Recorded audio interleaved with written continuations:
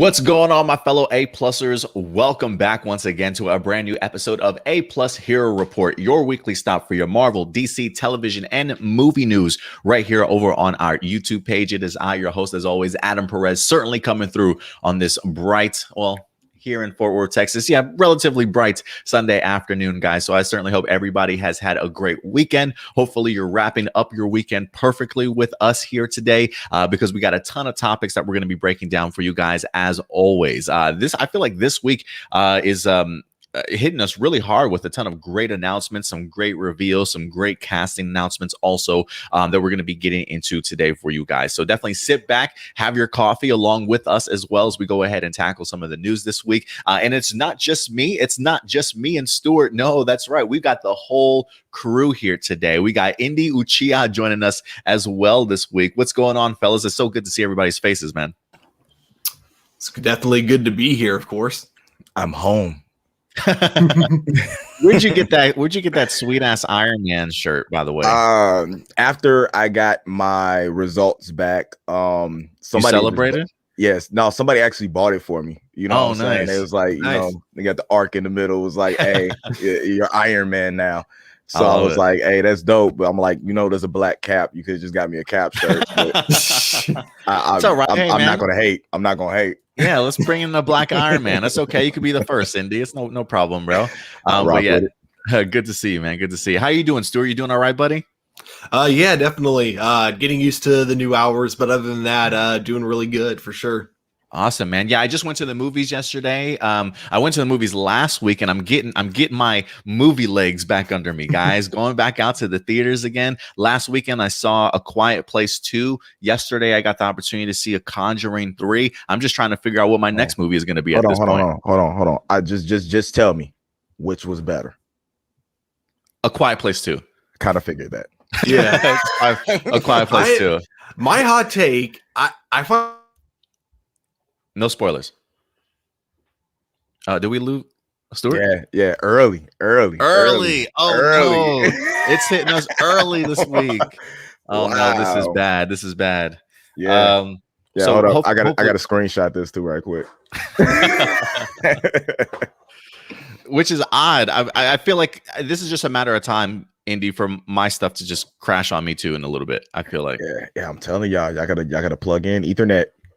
I know this wireless is not working for me. So yeah, I'm gonna have to do that. Hopefully we can go ahead and get Stuart back in here. Should I remove him? Can I remove him? Yeah, you're gonna have to. I'll just try it. It won't let me. Yeah, he's gone. Yeah. Okay. All right. Well, hopefully Stuart will join us back here relatively soon. But yeah, no, I definitely enjoyed A Quiet Place 2 a little bit more than A Conjuring 3. I'm not going to get into spoilers or anything like that, but it definitely didn't scare me as much as I was certainly hoping that it definitely would. If anything, the story was relatively interesting for The Conjuring 3, but outside of that, it didn't really do anything for me. I really prefer the first two much more. I don't know if maybe James Wan had a heavier hand in maybe the first two films. I'm not quite sure, but I definitely felt like James Wan was missing from this Conjuring 3, to certainly say the least. But I always love those based on true story kind of movies. So I'm always a sucker for them. I'll definitely go out into the movie theater. So interesting story. I just didn't find it as scary as I was hoping it would be. What about you, Stuart? Now that you're back, you said something about a hot take you had for Conjuring 3? Oh, yeah. So my hot take, it's not for The Conjuring specifically. It's just that I find the universe itself kind of overrated. Like the only one out of all of them that I found like even remotely scary and also just entertaining was the second Annabelle movie. First Annabelle movie I thought was just so bad. And I thought the first Conjuring was okay. I still haven't seen any of the sequels though for The Conjuring specifically. Yeah, the second one's not too bad. But honestly, I haven't even caught any of the spinoffs personally, except for the La Llorona. I believe that's the only other one that I have kind of seen, but I haven't seen the Nun or the Annabelle ones. But that I'm able to find them pretty much all on a streaming service, so I probably should go back and maybe do a little bit of a what do they? I think they actually have like a Conjuring timeline that if you want to watch them all in chronological order, you can kind of do that. So I might dive down that rabbit hole one day. So we'll see. Definitely recommend Annabelle 2. That one was actually really good. It was? All right, Yeah. cool. I'll have to go ahead and check it out. Quick shout out to Marcelino for certainly joining us today. Thank you very much for certainly coming through, Marcelino. Yeah, definitely. I'll be back at the movies on the 29th. Awesome. Of June? Yeah. Why are you waiting so long? Fast 9. Oh, so you don't want to see anything else until Fast 9. You want that to be your first experience? Fast 9 and Black Widow will be my first 2 experiences back in the theater. Nice. Good choices, man. Good choices. All right, guys. Well, listen, you guys know we have a ton of topics that we're going to be breaking down for you guys today. But before we get into our main topics, we have some honorable mentions that didn't necessarily quite make the cut, probably could have made the cut, but there's just so many stories out there. So we'll kind of talk about these as briefly as we possibly can before moving on to our main topics. And then after our main topics, we'll definitely get into your guys' live viewer questions. So if you actually do have a live viewer question that you want to go ahead and submit over to us, you definitely can at any particular time during the week if you'd like to.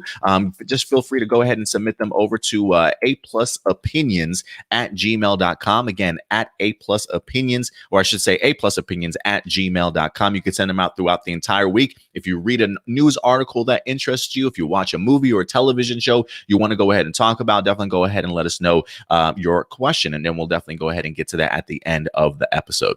All right, fellas. Now, Indy, I know you did mention that you certainly had yourself an honorable mention today. So what do you want to talk about briefly? Well, I've been on a Netflix binge, well, really like a Netflix anime, because I finished everything I possibly finished on Crunchyroll. So I just went through like the whole 7 Deadly Sins thing. And then I happened across, because you guys know there is times where we decide we want to stream on Twitch when we're not being adults. League of Legends. And this surprised me out of all things.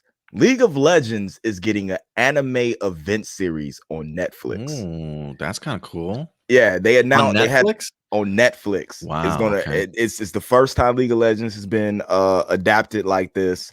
It was announced by the streamer Arcane that an animated event series was coming to the platform. I think he said like later in the fall.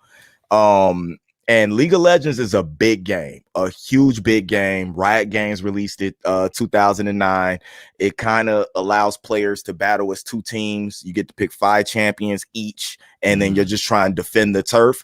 So it's actually, between the characters, it's a lot of lore behind those individual characters that they could put into something like this. So I'm interested in seeing how they're going to do this when I know they have stuff for Dungeons and Dragons and Magic the Gathering down the line. So how well this is done could actually make me want that Magic the Gathering, you know what I'm saying, thing more than I want it now. That actually sounds pretty incredible. I hadn't heard of that before until today, man. What do you think about that, Stuart? Are you a big League of League of Legends? League of Legends. Yeah, if I'm going to be honest, I don't really have an opinion on it, just because I've never played League of Legends at all. But I guess that is kind of cool, though. Like, I think the idea of adapting it into an anime, because while I haven't personally played the game, I know there's a huge following for it, and I see ads for it like all the time. So the fact that it's taking that kind of big step into an anime form for Netflix, and based off of just some of the work that we've seen Netflix do with their anime stuff, I'm kind of looking forward to that. I'll say this, it's better. I feel like video game movies would do better for adaptations into anime than they would into live action, since those tend to fail a lot. So I think that, yeah, knowing that it's going to be on Netflix and that it's going to be anime, I do think it's going to be interesting. So I'll probably give it a watch when it comes out. Indy, I know you just had an anime assembled that just dropped on our channel yesterday. If you guys haven't had the opportunity to check it out, if you're big anime fans, check it out. I don't know why you haven't as of yet, but Indy is definitely going ahead and dropping anime assembles on Saturdays for us. But with you having binged a ton of Netflix anime series, what's like 2 or 3 that's stood out to you that you would recommend off of Netflix? Oh, definitely. Off the bat, if you haven't checked out the 7 Deadly Sins, watch that. It's 4 seasons right now. The 5th season comes out later this month, and that might be where the 29th date come from. I might have the date. I know Fast 9 comes out this month, but I might have the date wrong. That might be the 19th. It might be the 29th that the 5th season of 7 Deadly Sins comes out.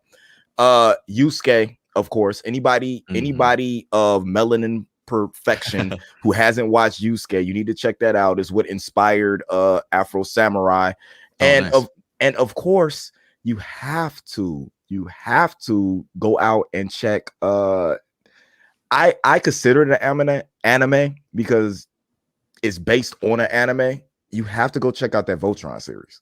Oh, that Voltron nice. animated series. Yeah, I absolutely love that. Anytime I watch that Voltron, I just think to myself, if only Power Rangers had an animated series like this. So we'll see. we'll see. But yeah, no, I definitely agree with you in regards to Voltron.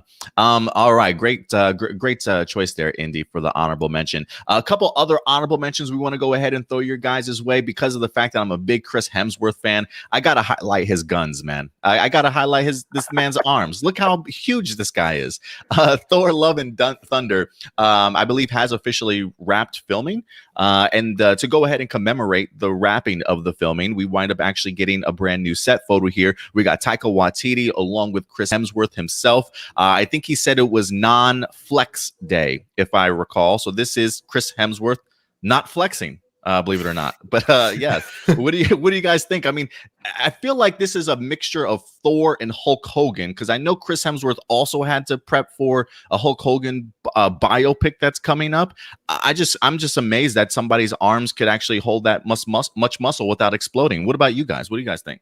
He's definitely flexing. I don't care what you guys say. I've seen wrestlers do this. He's flexing. He's trying to flex and look relaxed, but his arms are almost, 24 inch? I think it's like 26-inch pythons, but maybe those are 24 inches by now. He's almost there. Like Hogan's arms were ridiculous in his prime. Yeah, like everything else on him was small, but he had these huge arms. Like, but Thor skipped leg day, it looks like. Yeah, his whole like upper body is like way bigger than his legs. Yeah, looks like the crab on SpongeBob, the lobster, like Mr. Krabs. I'm totally getting like just an 80s vibe from a Thor in this film. I feel like anytime that we've seen Thor so far in any of these behind the scene photos, I feel like it's attached to like an 80s vibe for some reason. Are you guys kind of getting that sort of rock star kind of vibe from Thor also? I got that from like the last Thor movie, especially when they released that like really funny trailer where it was the same trailer, but they basically kind of edited it, like added like an old school like kind of grainy filter on it, and then also like kind of added some edges around like all of the CG ships to make them look like they were really poorly cropped in instead of like, like done with modern technology. So I've been getting the 80s vibe from the Thor movies, or from Thor since Ragnarok. Since Ragnarok, yeah. Right. I mean, I am kind of curious if they're just going to dive even deeper into it for Thor this time around. I mean, Star-Lord is a dominant personality, and it looks like he's rubbing off on Thor. That's what it is. Let's just hope he doesn't cause the universe to be snapped away. I mean, who knows? Maybe Star-Lord wind up giving Thor some of his 80s soundtrack, and Homeboy's just been working out to like some great 80s music. Some Slayer. I want out that Slayer. Yeah. Stuart, you mentioned the idea that you want to see it in like a workout montage, don't you? Yeah, exactly. I want to see him go from Fat Thor to being like a buff Thor again. So I think this would be the perfect way to do it. You have him steal Chris Pratt's Zune and work out to 80s music. Yeah, does it have to be a Zune? Wow, he said Zune. He said a Zune. Yeah, because that's what we got at the end of Guardians too. So it has to be a Zune. Nah, that'd be dope. Like he grew his hair back because he was in the 80 hair metal. And that's the reason why it's like maybe it's an anti-skip CD player he's listening to at this point in time. Who knows? I have no idea. But look, guys, this movie just continues. This picture alone continues to confirm for me that we're all going to see Thor: Love and Thunder for the plot. I think the plot's going to be fantastic. I'm really eager to see what they have. I'm surprised you didn't put up the picture of old girl's arms, man. Natalie Portman. Yeah, she's looking pretty toned. She's looking pretty like she's putting on some muscle, man. She looks like she's taking the role serious, and I might change if she takes the role serious. I might change my judgment. When I saw her arms, it did make me a little bit more interested in the character. She's like, okay, yeah, she's putting some effort towards it. Let's see. Just kind of like, wait, I actually get to do something. Okay, fine. I'll actually put effort in this role. Not Katie Lott's arms yet. You know what I'm saying? She's never going to be Katie Lots, but she's getting close. Work in progress. And then next up, guys, we actually wind up having having some set photos come to us from Shazam, Fury of the Gods. The sequel is currently filming as of right now. The website justjared.com does a fantastic job in posting some fantastic new photos. And this is our first time getting the opportunity to see Zachary Levi in his new Shazam costume, guys. Let's go ahead and check this out. We got a couple of pictures for you guys here. You can definitely see the changes certainly coming from his costume already. I don't recall the gauntlets being there like that in the first one. Maybe I'm wrong, though. You guys can certainly correct me. And it seems as though they may actually be going more CGI cape perhaps this time around. I'm pretty sure there's probably a practical cape in there somewhere from time to time, but maybe depending on the scene, they're probably going a little bit more CGI with it. But it doesn't look as puffy, right? It doesn't look as muscle suit as it certainly did before. This looks more like pure Zachary Levi at its finest. But I definitely want to know what you guys think in regards to some of these set photos that we see. How are you liking the new costume design? What is the metal thing under his butt? I'm wondering if it's probably like holding him up or something like that, you think? Yeah. Like showcase him for flying, yeah, maybe? Looking like but one yeah, of my at this angle, it does look like it's going in his ass. No, I love this suit. I was one of them who I didn't love the big light up Power Ranger thing on the front of his chest. Oh, his big glowing lightning bolt. I thought that was pretty cool. I hated that last move. It looked so like beginner cosplay. Like I bought this costume and then I did my makeup and now I'm going to Comic-Con type thing. That's what it looked like to me. This looks like I took my time to make this, and this is why I get paid to show up to Comic-Con. So I'm rocking with it. I love the gauntlets. And plus, after you see what that Black Adam suit might look like on The Rock, you tend to go, hey, I need a better suit. So I'm rocking with it. I love this. I love the detail and the stitching. You know what I'm saying? Like the pattern that's on it is real cool. Makes it look more armorish. Like it can really protect him from something, but thinner. The two things on the right and the left side of the lightning bolt are interesting. I think those might be where his cape might actually go. That's why I'm thinking. Yeah, but I'm also picturing like I used to, like when you watch the cartoons and he would have like the pieces of metal on his suit and you would see the lightning jumping in between them, like when he's powering up and stuff like that. So I'm wondering if they're going to have any type of effects and everything like that. But that might be man, cool. I'm starting to feel like between The Rock being cast as Black Adam, Zachary Levi cast as Shazam, that he might be these might be the two best casted characters, you know what I'm saying, in the DC universe, hands down. Yeah, outside of maybe Harley Quinn as Margot Robbie, yeah, I would definitely probably agree with you there for sure. What are you thinking, Stuart? I'm going to be totally honest. I'm not a fan of what I see so far. Not feeling it. Okay. Yeah, I do think they're going to change it in post, or it's going to look better like once it's like actually in post production and everything. Right. But when it comes to like the texture of the suit, I don't mind that. I actually think that looks pretty cool. When it comes to kind of the gauntlets and the lightning bolt, I definitely prefer the design that they had on the original. I know it was a bit silly the way it lit up, like Indy was saying, but I honestly thought it really worked very well with the Shazam character. And I just think like the gauntlets looked a lot. I don't know. They looked a lot more classic, and I think for a character like Shazam, a classic look works a lot better than trying to modernize it. Plus, and again, I know this will probably be fixed in post production. The gauntlet, along with the lightning bolt and the belt, they just look a lot more fake in this photo. And again, I know that they'll probably fix that in post. But like looking at it now, they just look like they're incredibly cheap. Like you could kind of rip it apart as if it was tinfoil.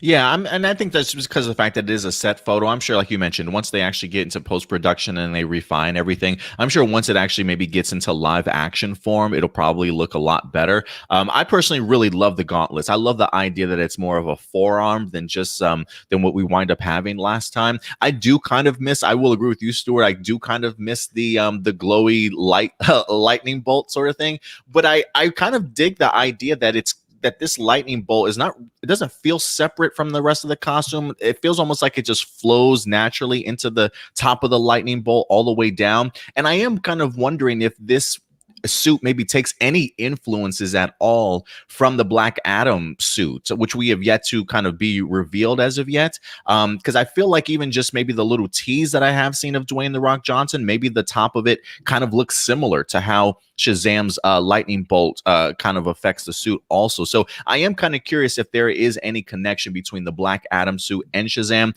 but we'll have to see once Black Adam's is actually revealed to us. But I think this is a nice sort of modern uptake from what we wind up getting from the first Shazam into the next one. I don't think it's too overly over the top, but I still kind of like this one. I'm going to certainly give it a chance, and I think even the idea of maybe a CGI cape will certainly go a long way. But yeah, we have some people. Marcelino says he appreciates the first costume a lot better. Power Rangers Legacy, not a fan of the costume.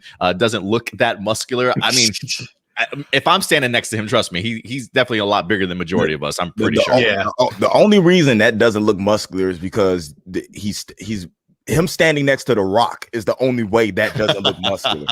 Yeah, I mean, that he looks huge to me. I mean, for Zachary Levi, it looks like he put in the work. And this photo right here from the side, how the lightning bolt looked like it's sticking out a little bit from the suit, is real dope. But I do believe it was in The Rock's contract where he said my lightning bolt has to be bigger. So I think that's why they made his smaller. I mean, I could easily see that when it comes to The Rock for sure.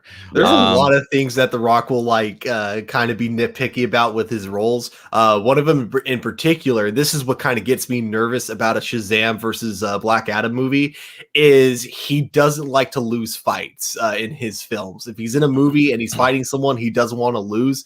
So I really hope, because, you know, in the sense of Shazam versus Black Adam, like, I do think Shazam should be the one who wins at the very end. Like, it shouldn't be an easy battle, don't get me wrong. But, you know, I really hope The Rock doesn't kind of make it one-sided and make it like, oh, no, I'm The Rock, so I have to kick Zachary Levi's ass. Yeah, I'm hoping not either. I definitely do think that. I mean, I feel like they're probably friends in real life. Maybe they know each other. I'm not quite sure, but Black Adam will get jumped. That's how he's gonna lose. He's gonna get jumped. The only person I've seen beat up, every movie Rock has lost a fight in, he has got jumped. Whether it was Walking Tall or anybody, he's got jumped. The only person that has beat him in a one-on-one fight is Vin Diesel, and that's just, it's my movie. Well, hey, he definitely is gonna have.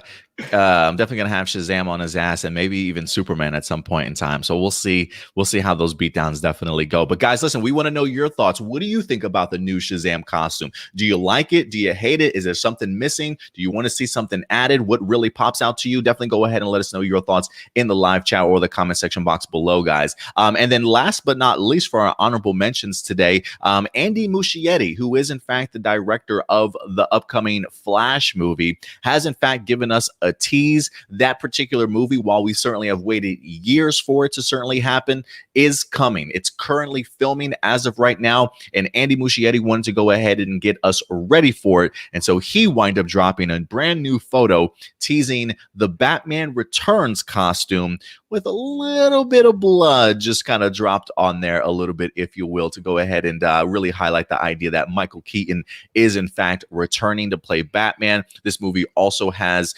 Ben Affleck returning as well. You've got Ezra Miller going to be there as the Flash. We're supposed to be seeing the debut of a brand new Supergirl that's played by Sasha Calle. The list goes on in regards to what we're going to be getting from this Flash movie. But talk about making a statement. If people weren't excited for the Flash movie, I mean, granted, this isn't a picture of the Flash, but this at least one of the pieces of news that I think really surprised many of us. What are you guys thinking about this symbol here? Getting an opportunity to see the classic Batman symbol going to be highlighted here in the Flash movie. I love it, honestly, if you ask me. But what are you thinking, Stuart?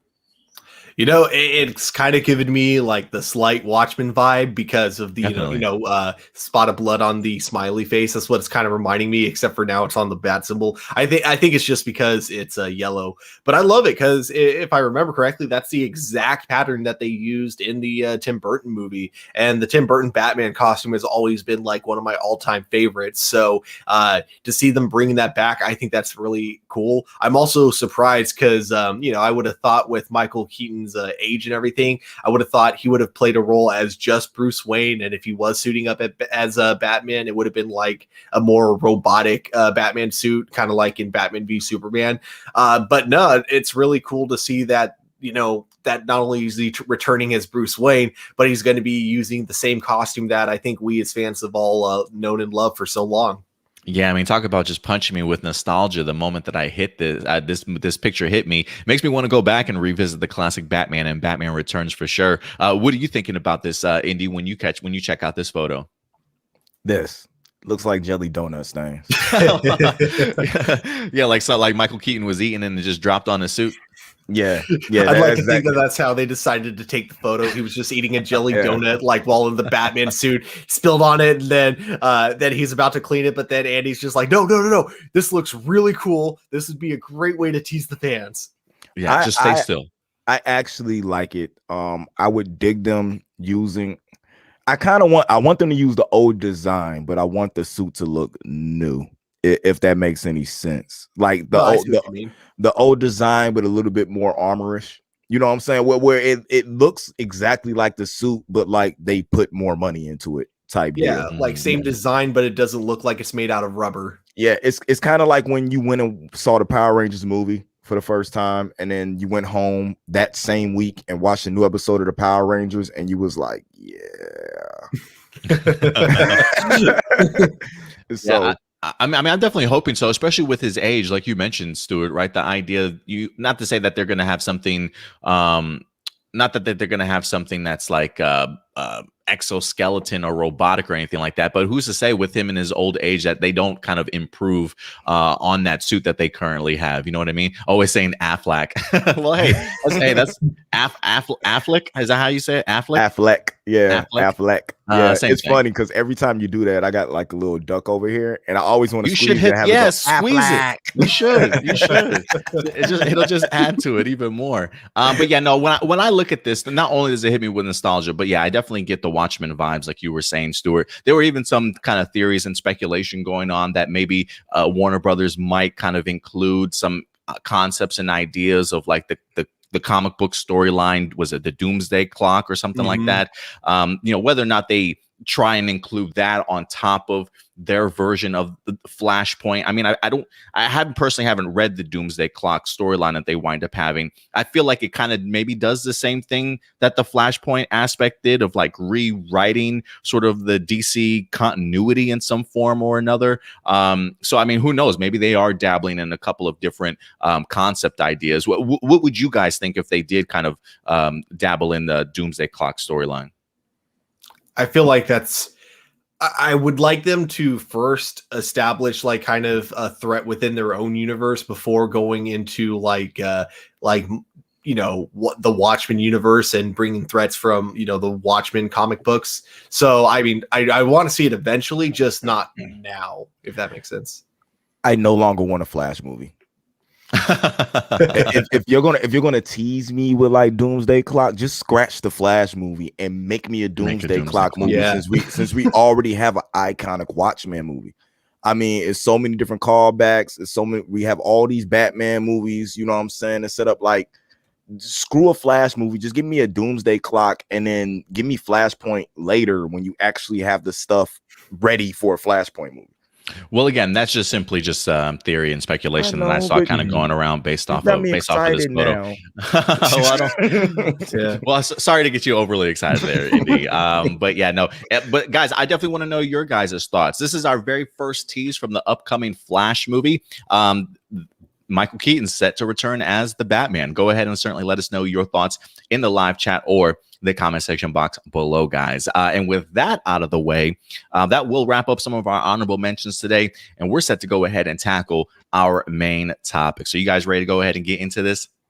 Definitely ready. Awesome, guys. Awesome. Well, as you guys saw at the very top of our video here with our thumbnail, the spotlight today certainly is on a gentleman by the name of Mr. Donnie Yen, who has definitely influenced martial arts, especially in a more modern time for movies in many years. I feel like when I think of classic martial arts masters that have kind of graced the big screen, that have had really amazing impact on movies these days. I go straight to Jackie Chan, I go straight to Jet Li, and of course Donnie Yen, to certainly say the least. So I feel like Donnie Yen, especially with his Ip Man franchise that he's been a part of, has definitely made himself even more recognizable. He's been a part of other films also, like Rogue One. I believe he wasn't even in Triple X. I believe he was in also as well. So Donnie Yen has definitely made his presence felt over in Hollywood.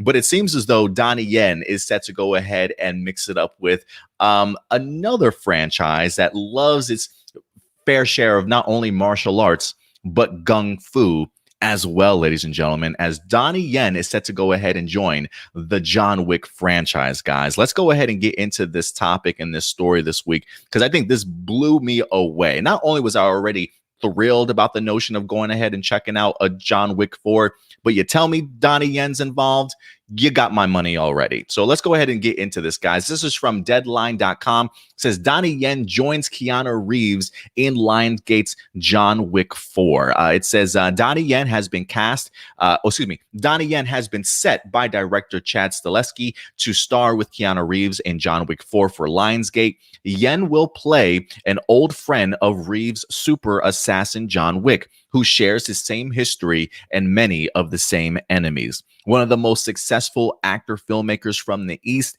Yen is known for his unique style of contemporary screen combat. His popularity extends worldwide from roles from Triple X, Rogue One, and the Ip Man franchise. It does say, this is what the director says. He says, "We're very lucky to have Donnie Yen join the franchise. I'm looking forward to working with him in this exciting new role." And then the producer says, Donnie Yen will bring a vibrant and powerful energy to the franchise. We are determined to bring him on board to John Wick 4 and are thrilled for the opportunity to have such a major talent collaborate with Keanu. I got to say, guys, Keanu Reeves, we're still feeling the Keanu-sance, or whatever you want to call it.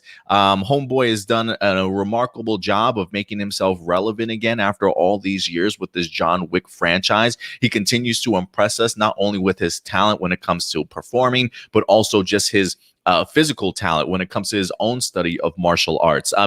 John Wick 3 was probably one of the better action films that I have seen in a really long time. For me, I'll put it up there with some of the Raid movies, if you will. But I love what we wind up getting with the last John Wick 3. You continue to see them growing not only their gung fu, but also their hand-to-hand combat. We had some great sort of Bruce Lee inspired fights, I feel like, from John Wick 4. And if you want to up the ante with somebody outside of, Halle Berry that wind up doing an amazing job in John Wick 3, you want to up the ante, bring in Donnie Yen, to certainly say the least. I think this is an amazing addition. And even though Deadline does say that they are friends that have had some of the same enemies throughout their years, I got to see these guys fight each other, guys. I got to see some backstabbing happening, somebody pulling the wool over somebody's eyes in this world of John Wick, where, especially in the sequel, when you realize you can't really trust anybody. I don't necessarily know if I trust this Donnie Yen and Keanu Reeves friendship going into this movie. So I truly hope that we get a battle between these guys. But I think this is a fantastic casting. People are already excited for John Wick 4. If you wanted to get them more excited, this is definitely the news. Let me go ahead and throw this over to you, Indy.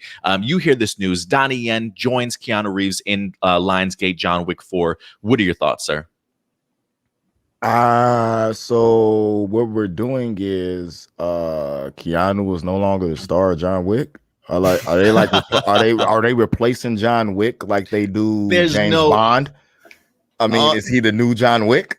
No way, man. No way. You can't replace Keanu Reeves. Come on, IP man. He created this franchise. Man, Donnie Yen is finna make Keanu Reeves look like he is nothing.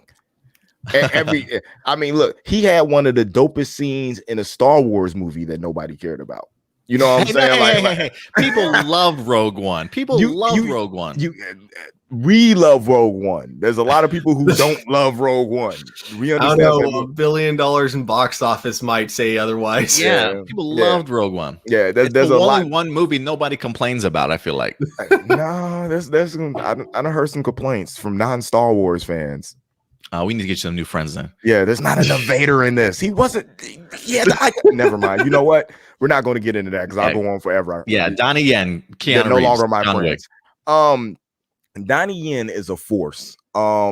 There is nobody like this man. If you bring him into a movie, 9 times out of 10, he's going to outshine you in the role that you put him in. Whether it's serious action, you know what I'm saying? Like, he does everything well.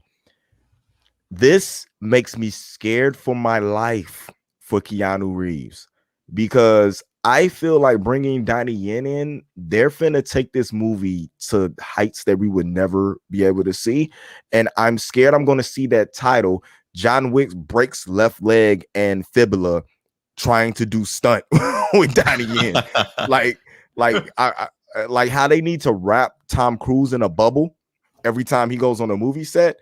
That's how I feel like you need to do Keanu Reeves right now, because I'm scared. He's a national treasure. But this is going to make this particular John Wick, which a lot of people were about 3. I enjoyed it. I enjoyed the storytelling. I feel like some of the fight scenes could have been done better, but the character development to me in the movie itself was done well. Like, they told a great story in John Wick 3. It just didn't have everything that 1 or 2 that made people like drove and just, oh my God, they were looking for a Fast and the Furious movie, all action, no story. John Wick 4 will be the most action to me that you have ever seen in a movie, just by putting Donnie Yen in there. And I feel like if this is going to be one of the ones where, how many did he say he wanted to do? 6? I think at one time he wanted to do 6, but I think he was joking. I really hope that's a joke, just because as much as I love the John Wick franchise, I really don't want them to keep milking it with Keanu Reeves. Yeah. I kind of hope this is the last one. If this is going to be the last John Wick movie, because I would like them to do prequels. I would like to know about the history, you know what I'm saying, of the assassins, everything like that. If this is going to be the last one that they do, perfect way to go out. You know what I'm saying? Casting this man. And the whole thing is, we might not be done with casting. It's just that we have Donnie Yen. So like, who's after this? I'm all for this, and I hope this is an Oscar-winning effort. Oh, we'll definitely have to see. Yeah, I think he might actually be maybe one of the. I don't recall who else has actually been announced in regards to casting for this John Wick 4 movie. He might be actually one of the first main ones that we actually get announced to. So talking about launching off the rest of your casting announcement with Donnie Yen, like, I feel like it's just going to go downhill from here. But who certainly knows? There is a 5th one. Okay. Yeah, I guess there's. Yeah, thank you very much, Marcelino, for bringing that up. So maybe we do have another one. But I will say, listen, Donnie Yen and Keanu Reeves are roughly about the same age, 56, 57 or something like that.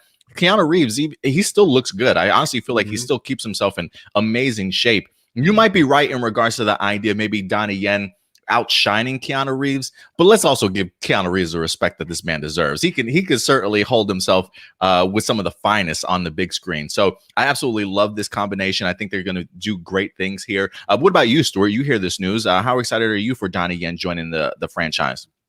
Extremely. Two things I want to kind of get off my chest is the one, with what you were saying, Adam, the idea that you really want to see the two of them fight. There is no way they would cast Donnie Yen in the movie and not have him fight Keanu Reeves. There is no way. So, even if it's just them sparring or something, I do think we are going to get the two of them fighting, and we're going to see like both of them using like their full martial arts like knowledge to the max, and it's going to be amazing. So I'm really excited to see that. In fact, I would actually be totally cool with if they wanted to keep like very separate styles. So like you have Keanu Reeves continuing to use his gun fu, and then you got Donnie just using only hand-to-hand martial arts techniques. I think that would look like absolutely amazing for sure, like forcing Keanu Reeves to only rely like on hand-to-hand combat. So Yeah, like I think it's going to be awesome in that sense. I don't think he's going to overshadow Keanu Reeves, like Indy was saying. That being his biggest concern. I feel like what's really cool about Donnie Yen is that he's super badass, but he knows how to be laid back about it. Because you look at him in, I believe he was in Mulan, if I'm not mistaken, right? Yeah, I believe he was like her teacher. I believe wasn't it? Wasn't she? I can't remember. He was. That's right. He was the commander. I thought so. That's right. Yes, I thought he was the commander general. Yeah, so you look at him in Mulan, and you look at him in Rogue One. He definitely knows how to he knows how to shine when he needs to, but for the most part, he knows when to lay back and let let other characters have their moments as well. But then, of course, when he's given the spotlight, like in It Man, that's when you get to see him at his full badassery. So I believe it'll be the same thing in John Wick. I think he'll definitely have his moments where he's going to shine, but I don't think he's going to overshadow Keanu Reeves or anything like that. Yeah, give me some Wing Chun versus Gung Fu any day of the week, man. If he can bring over his inspired fighting style from Ip Man, I would love to see these two just go hand in hand. Honestly, I mean, I definitely don't know if Donnie Yen will, like you said, will outshine Keanu, but he definitely is going to be a major force in this movie. I feel like there's no way you bring Donnie Yen on board and you don't have him as a huge part of this series. But we'll see what happens, man. I'm super pumped for this, guys. I'm calling it now. Donnie Yen doesn't use a gun in this movie because when he picks it up, he becomes an unstoppable force that cannot be killed when he picks up a gun. And then I'm just waiting for the stuff of Donnie Yen looking at him like, well, what do you do when you run out of ammo? What are you going to do when you don't have a gun? And then I never run out of ammo. Because there's been times in that movie where I've counted them clips and I'm like, well, you gotta realize this is like a weird criminal organization, so they probably have like special clips that they can somehow mod the sizes of the bullet so they can fit more in there. That's my headcanon for how that works. Because I was sitting there one day, I have that same gun. I'm like, I'm pretty sure 9. How is he getting 13 of all numbers out of that? Like, what happened? But nah, they have to fight. If they go this whole movie and like Stuart said, and they don't at least spar, I'm walking out there and asking for my money back. I will say this. The one thing that outside of the action sequences that I love about John Wick, I have actually really enjoyed the movie, the storyline that they actually have. So I am kind of curious to see how Donnie Yen will actually play into this movie. I mean, last time that we saw John Wick, he was kind of all out of allies with the exception of maybe one other person, and he wind up having to crawl back to, if you will, at the end of the film. So for me, I am kind of curious as to if this is somebody that Keanu sort of leans on to kind of get maybe additional help. Maybe we got some back-to-back fighting sequences where they're actually working with each other, and then maybe another big swerve winds up happening. Who knows? I would love to see these two just mow down a whole entire, like, just a landscape of villains if they have to come up against a big little army of themselves. I could see this going a really cool direction because at the very end of the last film, you get Lawrence Fishburne wanting to have an alliance with John Wick to overthrow the Continental, and more than likely Donnie Yen is going to join their cause. But I think there's going to be a choice that John Wick is going to have to make at the end on whether or not he wants to side, because obviously I feel like you can't have two people in charge of the Continental. So I feel like John Wick is going to have to choose on whose side he wants to be on, whether it's Donnie Yen or Lawrence Fishburne's side at the end.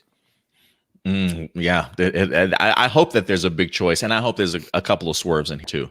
Oh yeah, probably. Yeah, Morpheus wasn't, get rid of Morpheus. Yeah, Lawrence Fishburne came pretty close. He came pretty close on the last one and still managed to make it out of it alive. But yeah, I think this might be the last one for Lawrence Fishburne. But we'll see what happens, guys. But look, we want to know your guys' thoughts at the end of the day. These are just our A+ opinions. You hear Donnie Yen joining the John Wick franchise. Is this good news, great news, bad news? What are you guys certainly expecting from Donnie Yen in this franchise? Go ahead and certainly let me know your thoughts. And who knows, Indy's calling for John Wick 5 starring Donnie Yen. Is that what's going to happen? We're going to get a new trilogy of John Wick movies with Donnie Yen as the main star? Throw some Jason Scott Lee in there. You know what I'm saying? Like get it on. Get some of our Power Ranger greats in the movie. Nah, let's get Jason Statham. Let's get Jason Statham up in here also. Yeah, yeah. Just throw everybody that ever kicked something and was in an action movie and just put it in. In this movie just try. Yeah, our franchise will just turn into the Expendables. I was about to say that exact thing. All right, guys, but we would definitely want to go ahead and know your thoughts. So definitely let your thoughts be known in the live chat or the comment section box below, guys. And with that, we will go ahead and move on to our next topic because The Matrix is back in the news, ladies and gentlemen. We've been hearing a ton of casting announcements over the past several months in regards to this film. I believe the movie is currently filming, if I'm not mistaken, also. But we actually wind up getting ourselves a last-minute addition to the cast. Not that she came into the film last minute, but we haven't. This is our very first time of hearing her participation in the Matrix movie. But it seems none other than Cristina Ricci herself is actually going to be joining the Matrix franchise, as she has in fact been tapped for this upcoming sequel. I'm a huge fan of Cristina Ricci from her time in Speed Racer. I absolutely loved. She was also in the movie Monster, Sleepy Hollow, Black Snake Moan. I mean, the list goes on and on in regards to what Cristina Ricci has been in, especially outside of the Addams family. So anytime she's attached to a project, I certainly get excited and really eager to see how they're going to go ahead and handle her as part of the franchise. But guys, this actually comes to us from Collider.com, letting us know, in fact, that yes, Cristina Ricci has in fact joined the upcoming Matrix movie. So let's go ahead and break this down, guys. It says The Matrix 4 quietly adds Cristina Ricci to an already impressive cast. It says this surprise casting sheds new light on the highly anticipated sequel. So it says Cristina Ricci has been cast in the untitled Matrix sequel. This casting news comes from an updated press kit released by Warner Brothers, but details of her character remain unknown. However, her casting is an exciting addition to the film slated to be released this upcoming December. So just listen to the cast of people in here so far. It says Ricci joins a stacked cast that includes Keanu Reeves coming back as Neo, Carrie Ann Moss coming back as Trinity, Jada Pinkett Smith coming back as Niobe. We've got Daniel Bernhardt, who's coming back as Agent Johnson, and Lambert Wilson, who's going to be the Merovingian, coming back once again. I believe the last time that we saw him was The Matrix 2. But it also says alongside newcomers to the series, Yahya Abdul-Mateen II, Jessica Henwick, Neil Patrick Harris, Priyanka Chopra, and Jonathan Groff have actually all been cast for this movie as well. So it says The Matrix 4 marks a reunion between the actress and the director, Lana Wachowski, as they previously worked together on the criminally underrated Speed Racer back in 2008. Although The Matrix 4 will not be as colorful as that film, it is still teased as something that could change the industry again, as they refer to from a previous interview. So you guys hear this, the idea that she has in fact joined The Matrix 4. Are you guys excited to go ahead and see Cristina Ricci's addition to this series? I know, Stuart, I'll start off with you first, Stuart, because I think maybe if anybody's really lukewarm on the idea of a Matrix sequel, I know you certainly are. But does this addition to her being cast change anything for you or make you feel any type of way? What are your thoughts in regards to this, sir? I don't think it changes how I feel about a Matrix 4 altogether. It's not because I think this movie is going to be bad. Let me throw that out there. I do think this is going to be a really entertaining movie. I just don't see where they could possibly go because Matrix 3 wrapped like literally almost everything up that you could possibly wrap up with, a trilogy. So I'm just confused how they can possibly continue it from the ending of Matrix 3. And I also do find it kind of funny that like all the characters that died in Matrix 3 seem to be coming back in Matrix 4, but the characters that survived Matrix 4 are not going to be coming back. The characters that survived Matrix 3 are not going to be coming back in Matrix 4. So with the exception of I forgot her name. You just said it, but it was Niobe from Niobe, Jada Pinkett yes. Smith. Yeah. Yeah, hers is kind of the only exception, I think. But yeah, I still find it weird that we're not getting Morpheus in this film. But you know, with her being in this, I do think she's a really good actress, like you were saying. You know, I loved her as Wednesday Addams, and I absolutely loved her. You know, as a kid, I probably had a crush on her when I would watch her in Casper, because that used to be like one of my favorite movies as a kid. Too. Yeah. Yeah, exactly. So, and then of course, you know, the movie that you brought up, I absolutely love Speed Racer, and I thought she was amazing in that movie too. So she's a great actress, and I'm sure she's, you know, I'm not sure how much martial arts she knows, but I'm sure that if they're bringing her into the Matrix, more than likely we're going to get to see her do some martial arts and kick some ass. So I'm definitely excited to see her. And you know, even though I'm worried about a Matrix 4, that doesn't mean I'm not going to see it, and that doesn't mean I'm automatically going to go in expecting it to suck. You know, I'm definitely expecting something entertaining, and I'm really excited to see what she brings to the role. Yeah, me too. I'm really excited to kind of see what how they certainly utilize her. Again, the details on her character are really unknown, so who knows? I have no idea if she's just going to be playing a supporting character, not too much screen time, or if she certainly will be having a significant role in here. But we'll definitely have to see. But let me throw this over to you, Indy. What are your thoughts about the idea of Cristina Ricci joining this cast? Has it done anything to heighten or lower your anticipation or expectations for this upcoming sequel? Cristina Ricci was in two of the best films known to man and did very well in them. Black Snake Moan. Yeah, she was great in that. And Teen Titans Judas Contract. She did. Yeah. She was a voice actress for that. She was Tara. She was Tara in Teen Titans Judas Contract. I honestly believe people because she's not. People seem to attach themselves to individuals who are always in your face, like all the time. And she has done a lot of low key under the like indie stuff or like under the radar stuff, like under the radar stuff. Cristina Ricci is an amazing actress, and this honestly increases my odds for seeing this movie because I'm not a Jada Pinkett Smith fan, and the way she's been promoting this movie, I almost feel like she's a new lead for it, and that does not sit well with me at all because I'm not a fan of her as an actress or a person. You know what I'm saying? Power to Will Smith. But no, they got a lot of weird castings in this movie. And a couple of them I'm really okay with. Like I see people have issues with Neil Patrick Harris. That's another person I feel that is an incredible actor, criminally underrated actor, and has done amazing things. And I'm curious, like Stewart, to where they're taking the story. With it being the Matrix, anything could exist to happen. They could have reset the game. You know what I'm saying? With new pawns on the board, and now they're setting up for something different. We don't know what happened. So I'm going to leave them to tell the story. But I don't feel, even if the movie's good, I don't feel it's going to have the impact that the original trilogy had.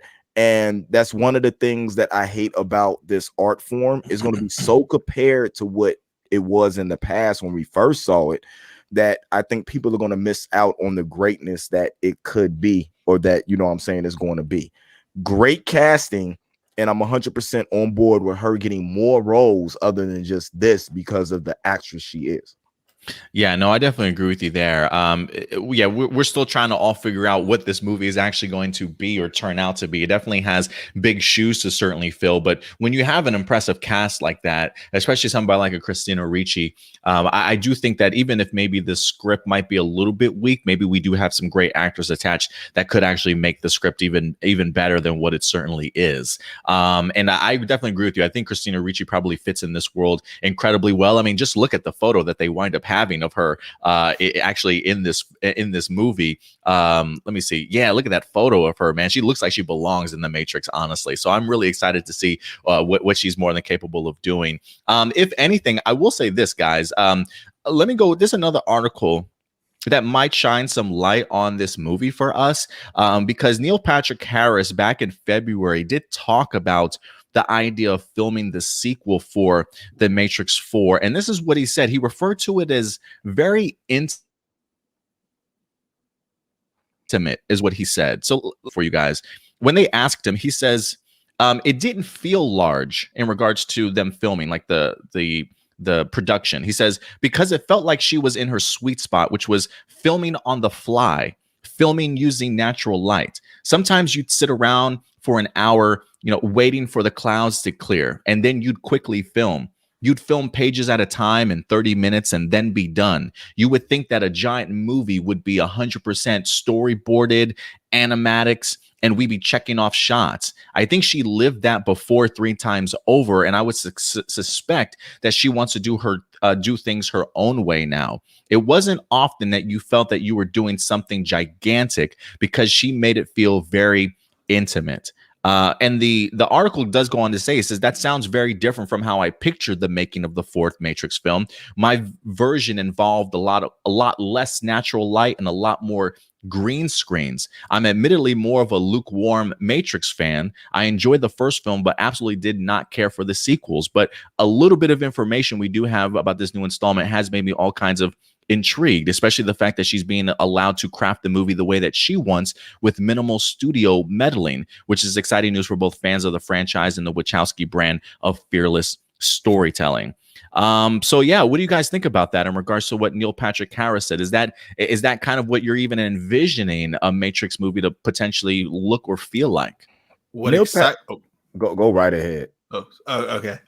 What excites me about what he says is I feel like the reason Matrix 2 and 3 didn't work for everyone as much as the first one did. The first one was kind of a passion project with the Wachowskis, but then the second two were clearly made because Warner Brothers paid them a lot of money, and they were like, we really want you to make these sequels, guys, because people really like them. And so the sequels unfortunately just didn't work as well. And even within the movies themselves, there's kind of a bit of meta commentary on how like they knew it wasn't going to work as well. You look at the Matrix 2, you have that whole scene where you have the person that is the architect for the Matrix, and he directly kind of says into the camera, when I created the first Matrix, it was a masterpiece. It was perfect. And unfortunately, then, I had to make some corrections here and there, and it just didn't work.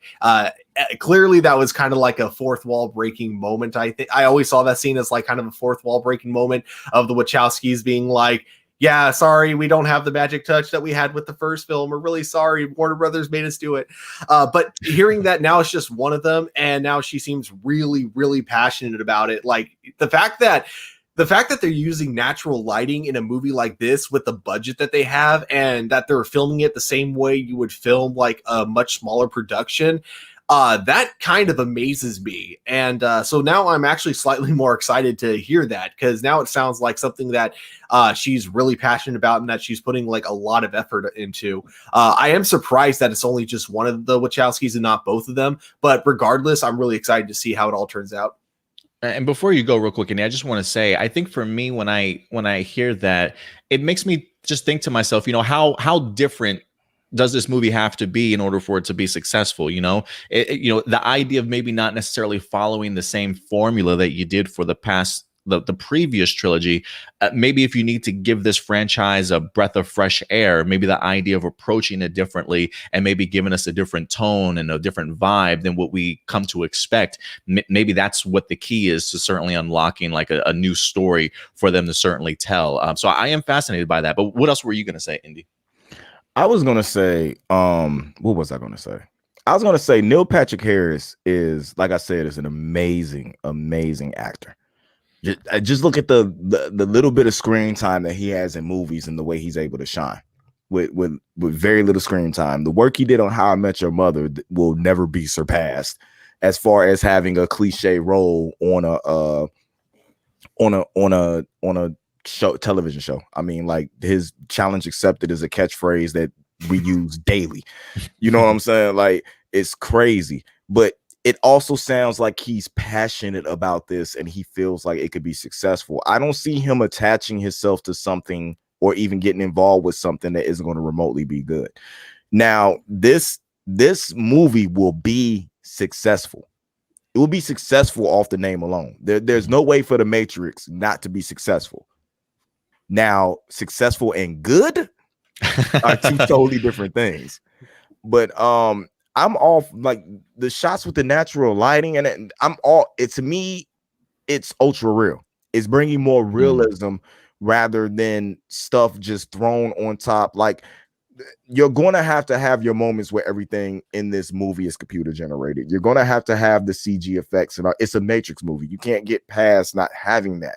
But trying to add realism on top of that to make you feel like the thing about the Matrix was, and the way it was shot, the original movie, we had no idea what was going on. But I feel that the way it was written and the way it was shot, even though it could possibly never happen, there's times when you can get into the movie, just let yourself go, and you could feel in the role of Neo, and like this could be a possibility. That's what they need to get back to, because when you got the 2 and 3, you looked at this stuff, it was like none of this would happen in real life. Yeah, maybe it's the idea of having to go back to the idea of a smaller and intimate, right? Like the idea of focusing on just smaller individual characters, understanding that maybe there's a bigger world out there, but certainly kind of keeping it in-house, if you will, a little bit, keeping a little bit tighter. And maybe that is the key for this movie to certainly be successful, to go back to its original roots and maybe change it up a bit and do something a little bit different. So, yeah, with the information on how they're filming this movie, the addition of Cristina Ricci, I am intrigued. I definitely am intrigued. I definitely am going to go ahead and give this movie a shot for sure, because I love me some Cristina Ricci anyway. So, oh yeah, and yeah, with the Wachowskis in general, like. I very rarely, I don't think I've seen a single movie by them that I didn't like, with the exception, like even with the Matrix sequels, even though I didn't love them as much as the first movie, I still, find them entertaining for the most part. And they're definitely worth watching at least once. So, I don't think they would have signed on or I don't think either of them would have signed on for a fourth film if like they didn't think they could do it right. So, yeah. Yeah, and I definitely agree with you there. And also the fact that we have such big names attached to the project too, I think they probably had to at least look at the script and think that they had something good on their hands, for have all these star-studded cast members involved in it. So I'm keeping my fingers crossed, guys. But listen, we want to know your thoughts. Cristina Ricci has joined the Matrix 4. How excited are you for her to go ahead and be a part of this franchise? Are you eager, hesitant about the idea of a fourth Matrix? Definitely go ahead and let us know your guys' thoughts in the live chat or the comment section box below, ladies and gentlemen. With Neil Patrick Harris hyping this movie up, it's very possible that this movie might be legend. Wait for it, Derry. Absolutely. All right, guys, let's go ahead and get into our next topic. And this time we're going to go back into the world of the Rocky franchise, or it may now actually be officially the Creed franchise. So I pity the fool that has to face Michael B. Jordan in the next installment, but it seems as though we have his competitor ready to certainly go. We got from Deadline.com reporting that Jonathan Majors, who we've already seen attached and announced to be in a part of the upcoming Ant-Man movie, the Quantum something, he's gonna be playing Kang the Conqueror. We just saw Jonathan Majors in the HBO Max series Lovecraft Country. This guy is a hot ticket right now, currently in Hollywood, and it seems as though Michael B. Jordan has certainly picked him up for Creed 3, guys. Let's go ahead and dive into this article that we wind up getting in here as Jonathan Majors continues to leave his fingerprints all over Hollywood here. But this comes to us from Deadline.com. Jonathan Majors in talks to square off against Michael B. Jordan in the boxing ring for Creed 3. Let's go ahead and see what it says. This is exclusive. MGM and first-time director Michael B. Jordan have set their sights on Lovecraft Country star Jonathan Majors to be his adversary in the ring for Creed 3, sources said. Negotiations are underway for Majors to star in the film as Adonis's Creed ring nemesis. It is the latest big movie role looming for Majors, who is coming off the first season of critically lauded HBO series Lovecraft Country. His rise to A-list from his 2019 breakout in The Last Black Man in San Francisco has been meteoric. Majors most recently co-starred in Spike Lee's directed The Five Bloods for Netflix, and he is set to play Kang the Conqueror in Marvel's Ant-Man and the Wasp: Quantumania. He will next be seen in the Western The Harder They Fall for Netflix and Black Label Media's Devotion. So this guy is just crazy busy at this point. So it says the deal isn't quite done yet, and they are working through the logistics of Major's busy dance card. We also have Tessa Thompson and Felicia Rashad set to return for the third installment of this franchise as well, guys. So Jonathan Majors, look, if you haven't had the opportunity to check out Lovecraft Country, I definitely would recommend it to you guys for sure. The first couple of episodes, like 1 and 2, maybe dragged a little bit for me. But once you get past that, I honestly feel like that series just explodes into something absolutely fantastic. And I'm really glad that Jonathan Majors had a part to do in it, because for me, that's really where I actually got the opportunity to first see him and what he's certainly capable of. So the idea that he's landing all these roles is certainly no surprise to me, just based off of what I've certainly seen him in. And I think this is a great opposition for somebody like a Michael B. Jordan. Now, listen, we've seen when it comes to Creed that he's gone down a plethora of some of Rocky's old nemesis, right? We saw Drago's son in Creed 2. I'm kind of wondering if this is any connection to Clubber Lang, Mr. T himself from the third Rocky movie. I can only cross my fingers and really hope so. But I'm also okay with the idea of Creed 3 wants to maybe branch out and do something maybe a little bit significantly different, if you will, in regards to who Adonis's next opponent is certainly going to be. Michael B. Jordan, already a powerhouse when it comes to Hollywood. Combine that with the talent of Jonathan Majors. Physically, if there is anybody that can look just as swole as Michael B. Jordan, I feel like, and stand across side from him and look like an imposing figure for him to have to face against, Jonathan Majors is definitely the key, I think, to untapping the full potential that Creed 3 can certainly be. And when you've got somebody that's just as talented on the big screen as Michael B. Jordan is, I think for him as a first-time director, this is just a win for him to have somebody that can easily just kind of place into that role and give you a star-studded sort of performance. So I'm hoping that this is Clubber Lang's son or grandson or whatever the case may be. But if not, I'm just eager that we're going to get Jonathan Majors in this franchise. But let me throw this over to you, Indy. You hear this. Do you pity the fool that Michael B. Jordan's got to face off against? Or how are you feeling about the idea of Jonathan Majors being on this role? Hold up for just one moment, just before I just got to make a quick apology. I thought I used the correct pronouns, but just in case I did not, I do apologize. Well, I don't when mentioning the Wachowski. Sorry. I thought one was just I thought it was just one, but are they both now?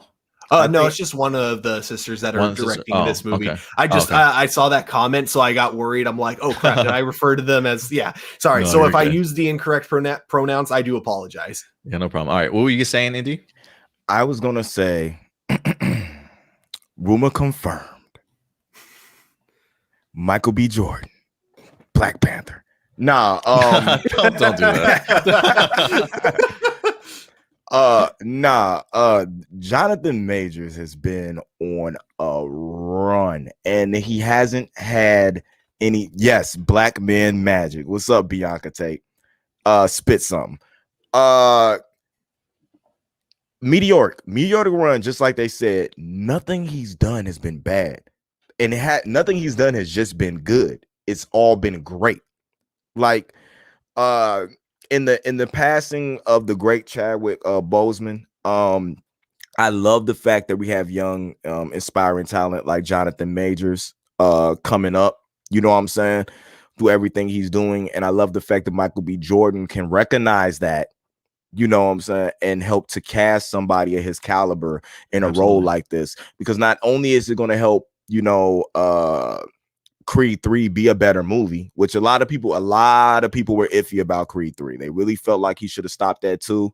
But I feel like there's a lot more story to be told in Adonis's story on, you know what I'm saying, everything that's going on.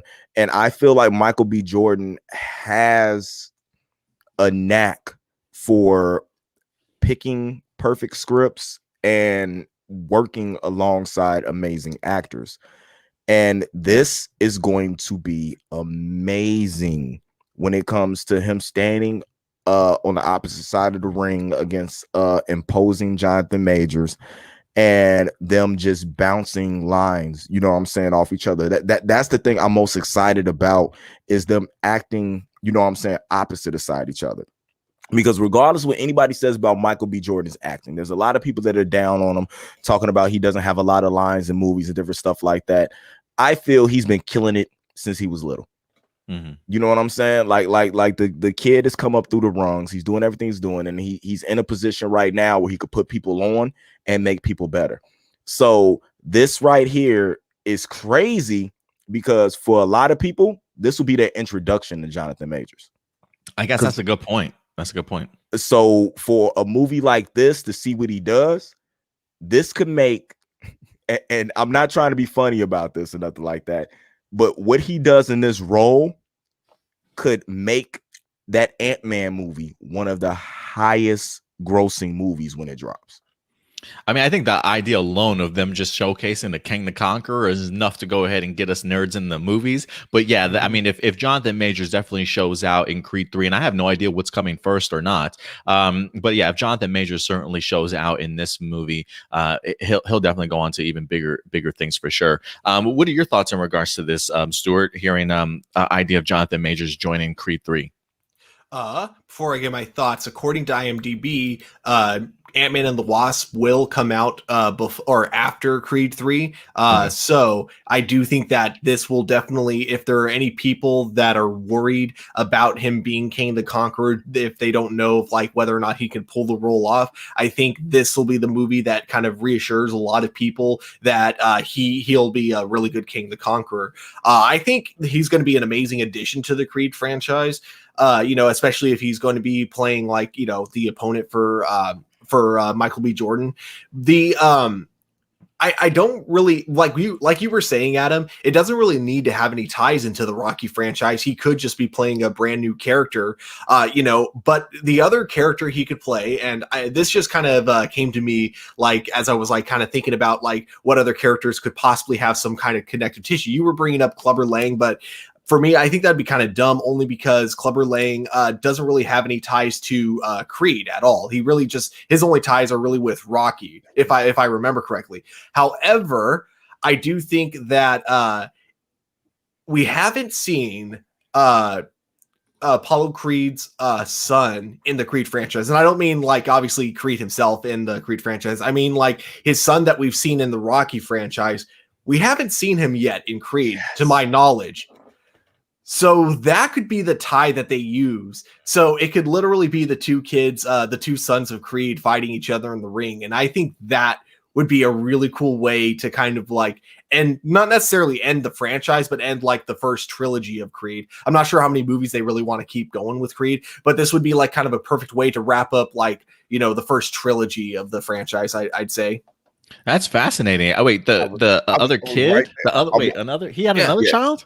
Yeah, don't you remember in Rocky 4, he had like a kid who was probably looked like he was about 6 or 7 years old. But yeah, and it's not the same kid that's in Creed. It's because this kid was actually living, with his dad and everything. Yeah. Adonis was taken in after Creed died by Creed's wife. Adonis was a child that was born out of wedlock that he had with. That's right, dude. Yeah.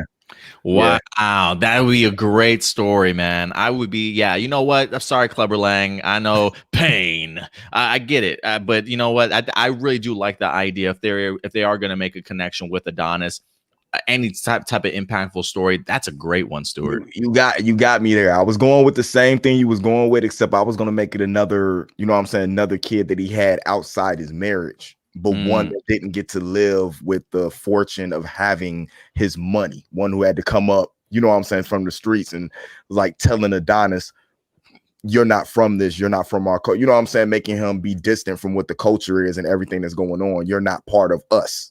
And then him trying to identify with what the pain that everybody else goes through, plus what he doing. I was like, but I was on the woke side of what was going on. Your movie sounds so much better. I really do dig that. I really do dig that. So hopefully we'll wind up getting some more information in regards to the development of Creed 3, what the synopsis is going to be, the plot details and things like that. As of right now, only thing that we really know is that Jonathan Majors will in fact at least be the rival or the nemesis for Adonis Creed here in this in this particular movie. So great casting choice, if you ask me. Again, currently in negotiation, so something could completely fall apart with Jonathan Majors' busy schedule that he winds up having. But if they're having negotiations, they clearly want each other. They clearly want to be a part of this movie, to certainly say the least. But we'll definitely keep you guys posted if anything certainly changes. But we want to know your thoughts. What do you think about Jonathan Majors joining Creed 3? Are you familiar with some of his work? Have you seen his past movies or series that he's been in? Who would you certainly like to see him play, or what type of role you would like to see him play in Creed 3? Go ahead and let your thoughts be known in the live chat or the comment section box below, guys. And with that, I think we got 3 more topics that we have for you guys today. We'll go ahead and break down. We'll transition a little bit this time around and jump into some Netflix talk for you guys. As Indy, this might actually be right up your alley, because I know if there's anybody that truly appreciates the Amell cousins, it's definitely you, sir.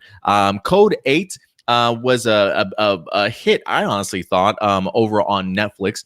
I believe it was actually a crowd-funded movie as well that wind up bringing in over $2 million for it to actually turn itself into a movie. And I was actually rather impressed with what we wind up getting with the very first Code 8 movie. But guess what, guys? If you love the first one, a sequel is certainly coming. So let's go ahead and talk about this a little bit, because this comes to us from Deadline.com. You got Indy with his great Entertainment Weekly cover. Truly loving him some Stephen Amell, to certainly say the least. This comes out from Deadline.com. Robbie Amell and Stephen Amell to star in a Code 8 sequel, guys. It is, in fact, coming. It says exclusive. Robbie Amell and Stephen Amell are expanding the Code 8 universe. After spearheading the crowd-funded original film, the cousins are set to reprise their roles in the sci-fi sequel Code 8 Part 2. Jeff Chan is also returning to direct. Chan also penned the screenplay with Chris Pear, who wrote Code 8, as well as a couple other writers. It does say that the plot centers on the 4% of people living in fictional Lincoln City who possess special abilities and are often confronted by advanced militarized police technology. It's a sci-fi fantasy about the extraordinary power that we as individuals hold versus the technological superiority of the institutions that we live within. It says the sequel follows the journey of a teenage girl fighting to get justice for her slain brother at the hands of corrupt police officers. After becoming a witness to the cover-up, she becomes a target and enlists the help of an ex-con and Robbie Amell and his former partner in crime, Stephen Amell, as well.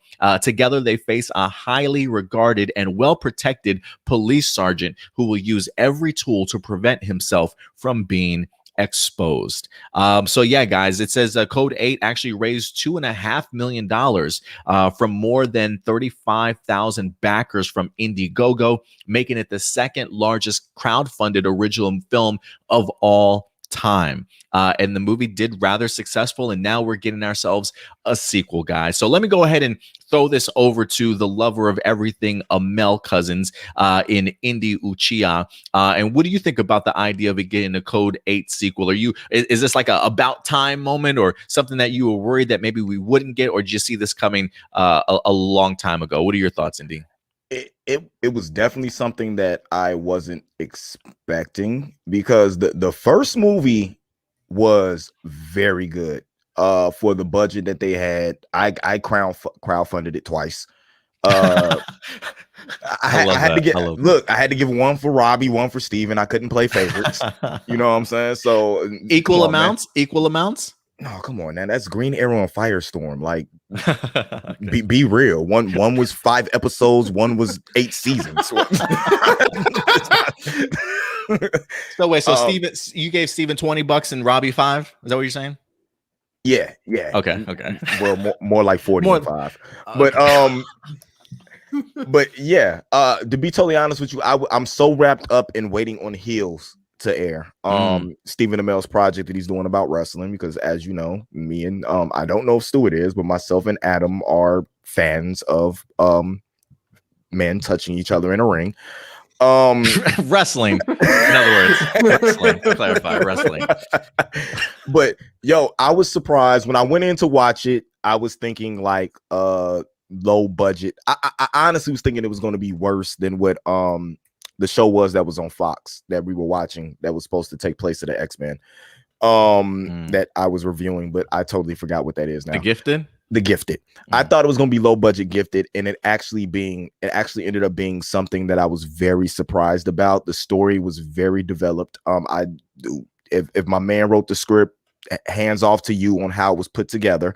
It felt like RoboCop met X-Men to me. In a type of deal. And it was a very well done movie. Now, the way they left it, I was for or against, you know what I'm saying, depending, especially after Jamie Foxx decided to do a Netflix show, a Netflix movie, and try to steal their idea.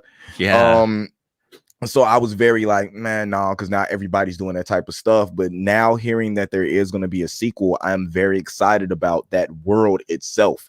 It's kind of like the movie that Will Smith did with all the orgs and stuff that he did, that we were waiting on a sequel for that and never came out and never even been talked about. On Netflix, right? Right. That's right. Yeah, it's a universe that they built that it can't go anywhere, and it didn't necessarily have to be Robbie and Steven. You know what I'm saying? They got so many stories they could tell in that world that it could just be a Code 8 universe. But I'm so glad that they're both, especially with as busy as Stephen Amell is, because he never stopped working when he finished Arrow, that he can come back and do something like this. And I'm super, super, super excited for it. And if they need me to crowdfund again, I have no problem going to get a second job if you need me to, so I can crowdfund it. I am there for you, Stephen. I am there for you. Yes, he'll spot you while you're doing your pull-ups or your bench presses, whatever you need, Stephen. Indy will be there for you, man. Or just stand there and watch while you're on the Saddlemaker ladder. But yeah, so Stephen, definitely look forward to another $40 and Robbie another $50 coming your way from Indy. I got to agree with you, man.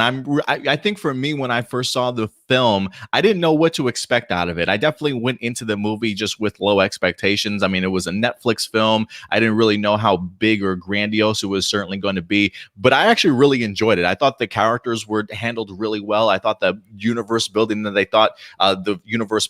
they created went extremely well with this world, and I really enjoyed the characters, honestly. So the fact that it overperformed for me personally, I would love to honestly see a sequel and see what how they wind up building off of what they wind up creating already. I do enjoy Stephen Amell as an actor. I do want to see him in more things, not just television shows, but more films, hopefully eventually more bigger theatrical movies, and not just some of these streaming services film and things like that. Because I do think that the guy can certainly act when he certainly needs to, especially after all his years in Arrow. I mean, you definitely have a huge range of performances from Stephen Amell all across those 8 seasons. But Code 8 certainly came under my radar, but definitely impressed when I actually had the opportunity to check it out. So if they want to go ahead and give me a sequel, I'm there for it. I don't know if they're going to do crowdfunding this time around. I feel like if the first one was successful, maybe Netflix is paying them to produce a second one or whatever the case may be. I have no idea how it all works, but I'll be here for it. I can't lie, Andy. I probably still will go into this sequel with low expectations. But I think for me, that's just kind of preparing me for the idea that I do think that this movie will certainly be successful in its own right, to certainly say the least. I only watched it once when it first wind up dropping, but I enjoyed what I see. So yeah, I'll be open for another sequel, honestly, here also. Sounds like a watch along is coming, guys. Yeah, maybe a watch along is coming. What are you thinking, Stuart, when you hear the idea of the Amell cousins teaming up for a sequel here? So I'm getting very low bar, so it's very possible I might cut out again. I hope. But regardless, I am really, No, go ahead. Hey, go ahead. You actually had. I'm excited because I actually only saw the first movie because I saw Indy's review, and I'm like, okay, I'll give this movie a watch. I kind of went into it, even after review, I was kind of like going in with kind of low expectations, but I was really surprised just by like kind of the world building that they had in it. But I thought the overall story that they had for the first movie was really good. Plus, I just think Stephen Amell is a really good actor. And like you guys were both saying, I really want to see him do like more projects after this, like theatrical projects, maybe more like other TV roles as well. And not just like action roles or superhero roles. Like I've seen him, in Arrow when he gives vlogs, and I think like he does such a great job of that. And he himself has also said, he feels like the TV production has really kind of stopped him from being fully off what he can really do when and it all kind of comes down to the fact that when you're doing a TV show, you have a very rushed production for each individual, so you don't have as much time to prepare, and you don't really have enough time to get the right take that you think would have really worked. So I think that with Code 8 and of course his upcoming show Heels, both of them being like not network television shows and one of them being a movie, I feel like this will be his chance to really show off what he can really do when given the right circumstance and the right environment, if that makes sense. So I'm definitely excited for this. And yeah, like kind of what Indy was saying with the world building itself being as great as it was, I would totally love to see like maybe if this movie led to a couple of spin-off films coming soon. Yeah, I would definitely see if I would definitely be interested if they do create the world like that, if they do have any kind of spinoffs that do come out of it. Because like you said, Indy, right? The idea that it didn't even necessarily need to be Stephen Amell or Robbie that wind up coming back because of what they established in the first movie. Right. I mean, and where they left the story at the end, it was either a satisfying ending or you could pick back up where they go, and the way that they're going with what we see with the story is going now, the fact that it's a young lady who has to go get them in order to bring them back in, you know what I'm saying, instead of them just deciding, hey, we're gonna go rob a bank. Let's go do it, like bring them back in to do something positive instead of it being something negative is very interesting to me.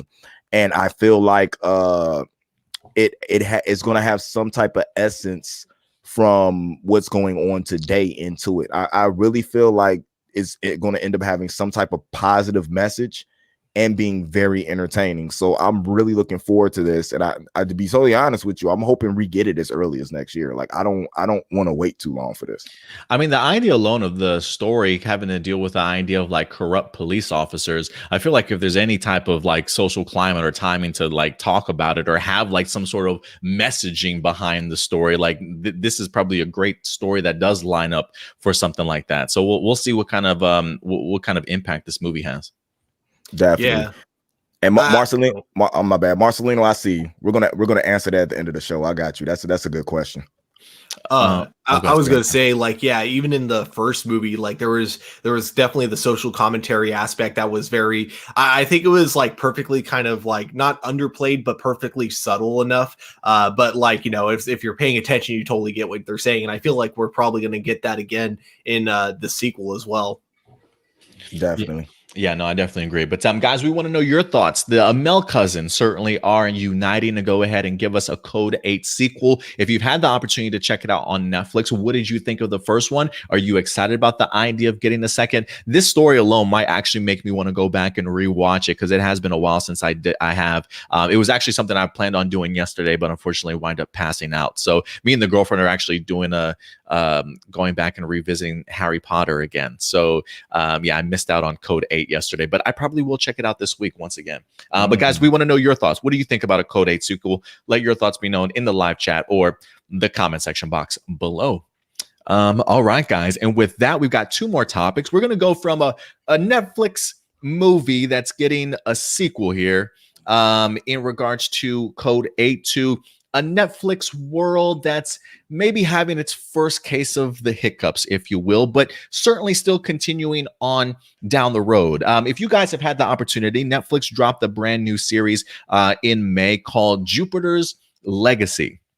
Then I feel for the most part probably got some mixed reviews. Some people really pleased with it. Other people not so enthused by it, to certainly say the least. But when it comes to this Jupiter's Legacy series on Netflix, this certainly was not the first series that or first and only series that was planned in this Miller world, if you say. Mark Miller himself does have a really pretty big deal when it comes to Netflix in regards to continuing to expand his Miller world from this comic books into television series. And while Jupiter's Legacy, unfortunately for us this week, wind up getting its termination papers, it does seem as though the Miller world will certainly continue as a cinematic universe. So let's go ahead and talk about this a little bit, guys, because I did find this article rather interesting in regards to just the development of Jupiter's Legacy. So let's go ahead and see if we can pull this up here, guys. This comes to us from the Hollywood Reporter.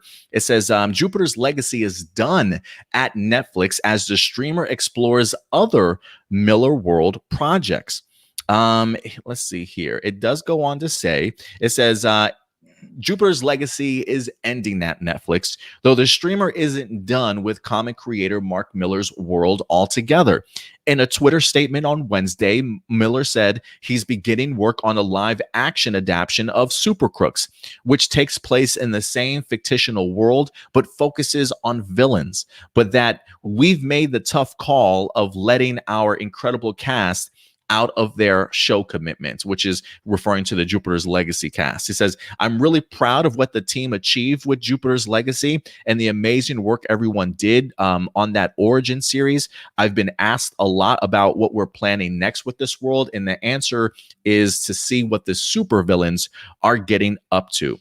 It does say that the end of Jupiter's Legacy came about 4 weeks after its May 7th premiere. Netflix doesn't regularly share audience figures for its titles. The series, helmed by Daredevil's Stephen S. DeKnight, earned mostly negative reviews. It says Netflix has given a series order to Super Crooks, which follows a group of villains planning a monumental heist. The live-action show, which is in its early stages, will live alongside an anime-style series based on the same material.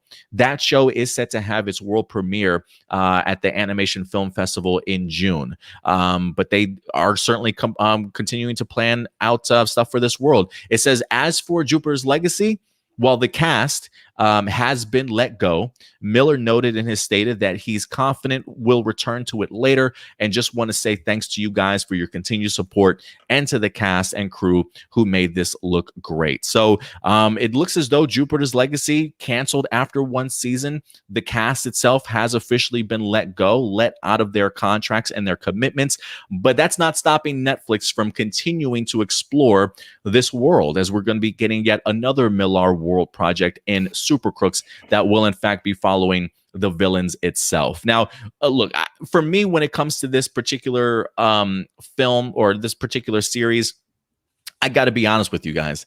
I didn't even make it through the entire series. I just didn't. I tried. I certainly attempted to do so on several occasions, but each time I found myself just kind of falling asleep, or just not that in tune, or not enough going on, or compelling enough to kind of keep me hooked to this series, unfortunately. So for me, I think I probably didn't make it past the second episode, maybe. So it's just not something that wind up drawing me in. I don't know if it felt a little bit too slow. I don't really know what it was, but there was an element. I can't even lie to you guys when I say this. There was an element of, I've seen this all before.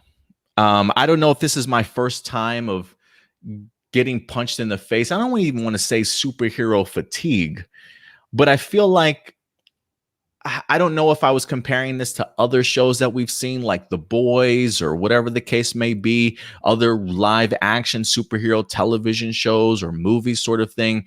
But this is the first time that I've honestly felt like maybe I've seen this all before. And I was maybe thinking that maybe this would come across a little bit differently. But for me, it just felt like the same kind of, format and things like that. So for me, it just didn't work for me. Now, if it worked for you guys, if it worked for others, that's fantastic. I honestly mean that. I'm really glad that you found another series that certainly works for you. But for me, this just simply doesn't. So I'm not surprised when I hear that Jupiter's Legacy is done at Netflix. I mean, I feel like this is one of the fastest times I've ever seen a show canceled off of Netflix, just a month into its premiere, if you will. So it does make me scratch my head a little bit, guys, at the idea that they want to continue to explore in this world. I do love Mark Millar as a writer. I think he's a fantastic comic book creator with a ton of the stuff that he's done in his years. But, who knows? Maybe they were able to create a world big enough in Jupiter's Legacy to support a show that's based around just villains. I mean, if they bring in a new writer, maybe a new director, maybe they have a completely different vision for Super Crooks than what they did for Jupiter's Legacy, I'll definitely go ahead and at least give it a shot and just truly see what this world really is like. But to come out of the gates with Jupiter's Legacy, it not be that successful, I guess maybe Netflix has already put so much money towards Mark Millar and what he's created, that they maybe have to continue to go on with this franchise and see if they have something that truly hits and truly sticks with the fandom. But we'll see. So I will give Super Crooks a try, but this doesn't surprise me that Jupiter's Legacy is done after one season. So while I personally wasn't the biggest fan, maybe you guys certainly were, and I would definitely love to know your thoughts in regards to this. I will go to Indy last, because I believe, Indy, you were a big fan of the series itself. So I want to go to Stuart first and also hear your thoughts in regards to this. Stuart, what did you think about Jupiter's Legacy as a whole, and specifically this news that despite the cancellation, that they are continuing along in this universe that they created? What are your thoughts, Stuart? You know, I got to be totally honest. I haven't even watched the first episode. It's weird because I kind of get what you're saying with the not necessarily superhero fatigue, but I think what it comes down to is that there's just so many superhero shows that I'm like keeping up with at the moment. And the idea of having to add like another one onto that on top of the other ones that I'm already keeping up with, it just feels like, you know, a bit too much. Like I don't really feel like watching another superhero show, especially for, you know, a comic book franchise that I've never really read before, because I like Mark Millar. I know I've read a lot of his comic books that he's written for DC and Marvel, but I've never read any of his original comic books, so I just don't know any of them in particular. So it just has stopped me from like really giving the show a fair chance. So finding out that it was canceled doesn't surprise me too much, just because I also haven't really heard too many people talking about it. You know, so clearly if no one's talking about it, it means no one's probably watching it. But it is cool, though, to my opinion, that they are letting the universe keep like going, like they're allowing the universe to keep growing, because, you know, maybe it didn't work in one aspect, but it might work in, let's say, you know, Super Crooks, where, you know, if they're gonna like kind of have it be like a heist TV show but with super villains, I feel like maybe that's an original enough concept to where that could bring in the audience that they might need. And, you know, potentially, if people end up liking this show and then those same people who skip Jupiter's Legacy give that show a chance, it could possibly lead to a revival for Jupiter's Legacy. Not saying it will happen, but it is a possibility for sure. Yeah, no, I definitely agree with you there in the sense that if Super Crooks does do successful, maybe people will go back and give Jupiter's Legacy a try or look at it significantly different. And that's definitely one of the reasons I was saying was the idea that, you know, maybe if you do have a different director and a different writer and somebody that can really showcase a different vision, but still kind of play in that world that they've created, maybe then that's the direction that you certainly kind of want to go. Maybe the idea of supervillains is the key, maybe over superheroes this time around, you know what I mean, to really entice fans into this world a little bit. So definitely a lot of potential still waiting there for sure. But what about you, Indy? What are your thoughts in regards to the idea of Jupiter's Legacy? Are you expecting them to certainly kind of come back? And what is your thoughts about the idea of this Super Crooks series that we're going to be getting? Jupiter's Legacy wasn't even given a chance to spread his wings, so the first season had mixed reaction. It doesn't mean you just end it while you still have opportunities. I've seen a lot of shows have shaky first seasons. To me, Jupiter's Legacy wasn't a shaky first season. It actually watched like a graphic novel read or like a manga read. And since like I'm heavily into rather reading than watching a lot of the shows, especially when it comes to anime, I've normally already read the entire season or half the season of an anime, you know what I'm saying, before they even start manga, before they even start producing the anime. So a lot of times it watches, you know what I'm saying, like it reads, but you know how important the story is. Jupiter's Legacy to me was an interesting look at heroism, superhero heroism, and how different and the way people want to protect something. I think it wasn't an issue on the story being told. I honestly think it could have been better acted in situations where a lot of the acting itself was bland, that would take you out of what was going on, because things didn't seem important, because the actors and actresses weren't making it seem important. And that was the situation they had. The storyline to me that they were going for were actually really good. I just feel like the cast didn't carry the story forth, which you needed in order to stay in, because I knew where the story was going and I wanted to see how it was portrayed on the screen. It was very interesting to me, especially a lot of the backstory and a lot of the people, the heroes and the villains turning on each other. You know what I'm saying? And different things like that. I actually wanted to see portrayed, because there was actually some stuff that they showed to me on screen that I had missed in issues of comics, because there was some issues of the books that I didn't get.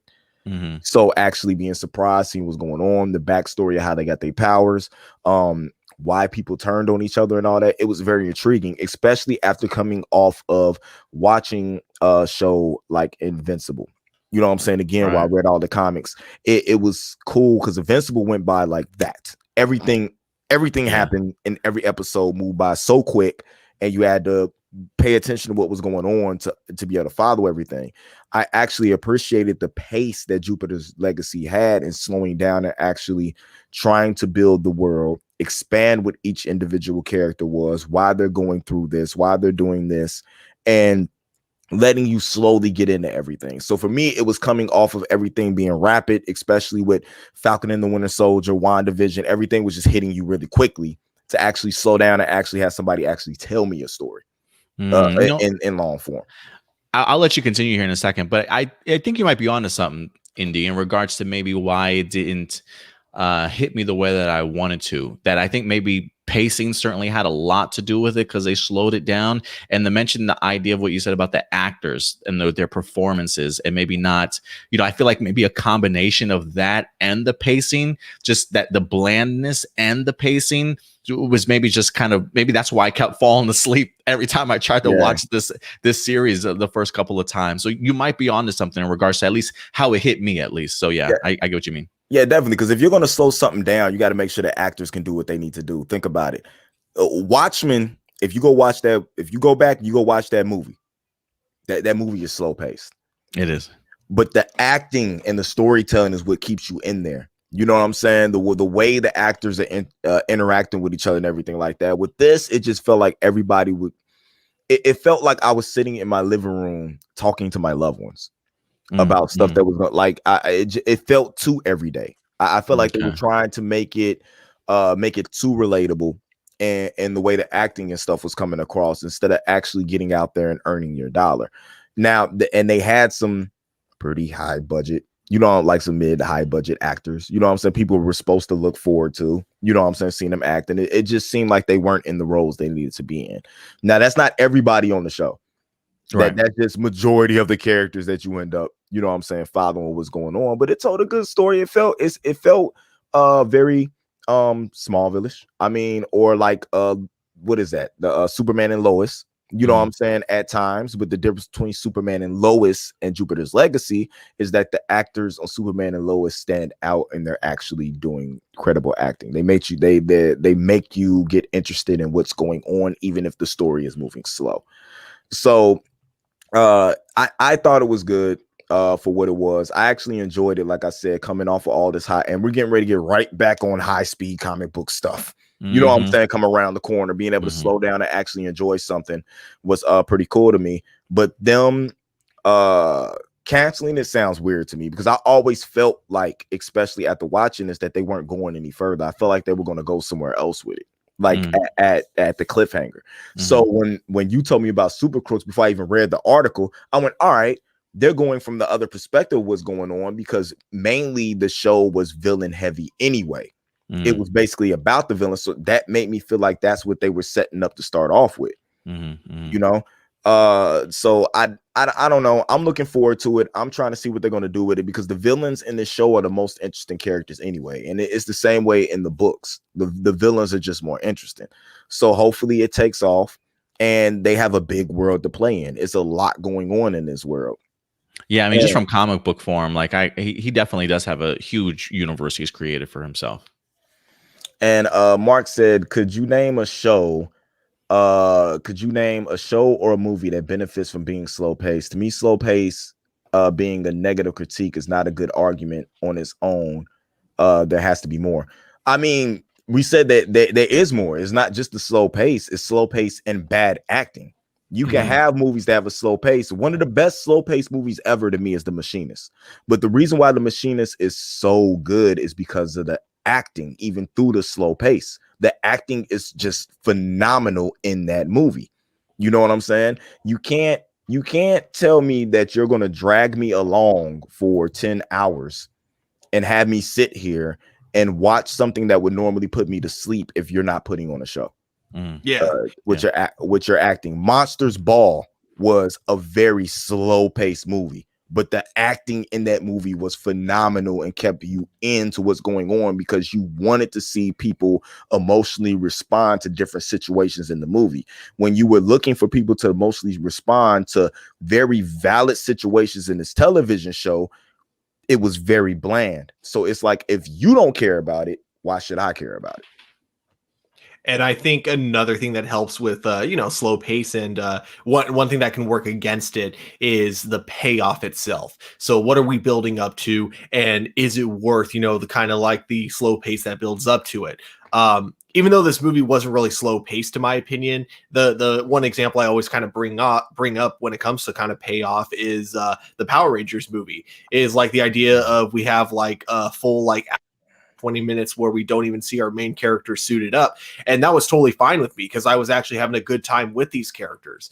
But then when we actually do get to what was supposed to be the payoff action, it was like the most underwhelming thing in the entire movie. And it kind of, makes you look at the rest of the movie as a really badly paced film, and not just with Power Rangers, but with like a lot of things in general. So that's kind of where slow pace can work against you, is if you don't have a great like kind of payoff at the very end.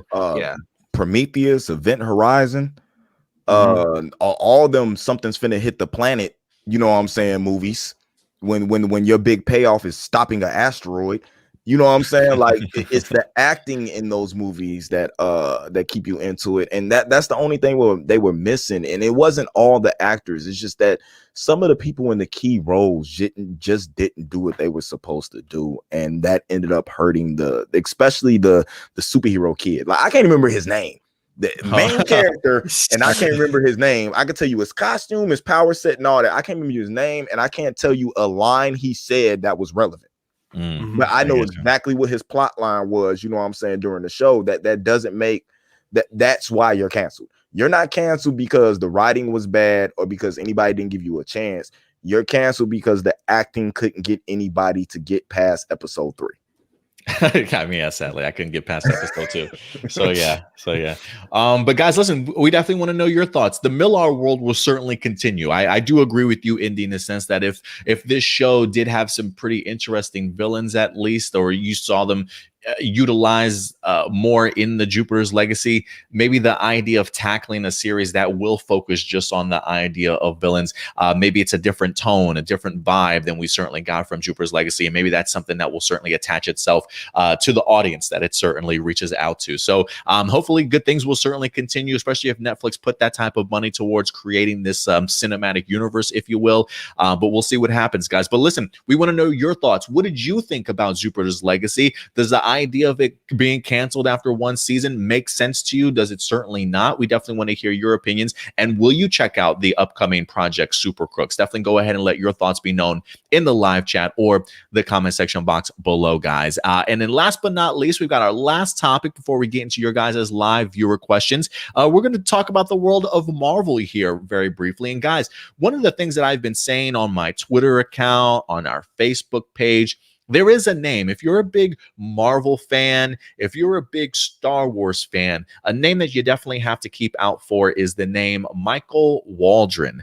This name will become quite familiar to you guys after you get the opportunity to check out not only the Loki series, but also the Doctor Strange Into the Multiverse of Madness, as Michael Waldron certainly had a hand in penning the scripts for both of those TV series and film as well. And because of his successful and great work that he's been doing for Marvel so far, Kevin Feige has penned, or tapped, I should say, Michael Waldron to go ahead and write his Star Wars movie that he certainly has in store for us, coming from the mind of Kevin Feige himself. So get familiar with Michael Waldron. And this week, guys, he actually went ahead and talked a little bit about the creative development for the upcoming Doctor Strange sequel. Not only talking about the writing, but also getting an opportunity to talk a little bit about his working with none other than Sam Raimi, guys. So let's go ahead and get into this. This article actually is from Vanity Fair, as Michael Waldron had the opportunity to sit down with them in an interview and really talk about his opportunity in working with this particular movie. So let's go ahead and dive into it. I know I sent you guys the comicbook.com article that talked briefly about this. It pulled an excerpt from this actual article itself, but let's go ahead and scroll down a little bit here and dive into this. Let's see here. It says Waldron wasn't even on the set of Loki. It says Waldron wasn't even on the set while Loki was shooting, because in February of last year, just before he was leaving for Atlanta, Kevin Feige called and let Waldron know they were going in a different direction on Doctor Strange.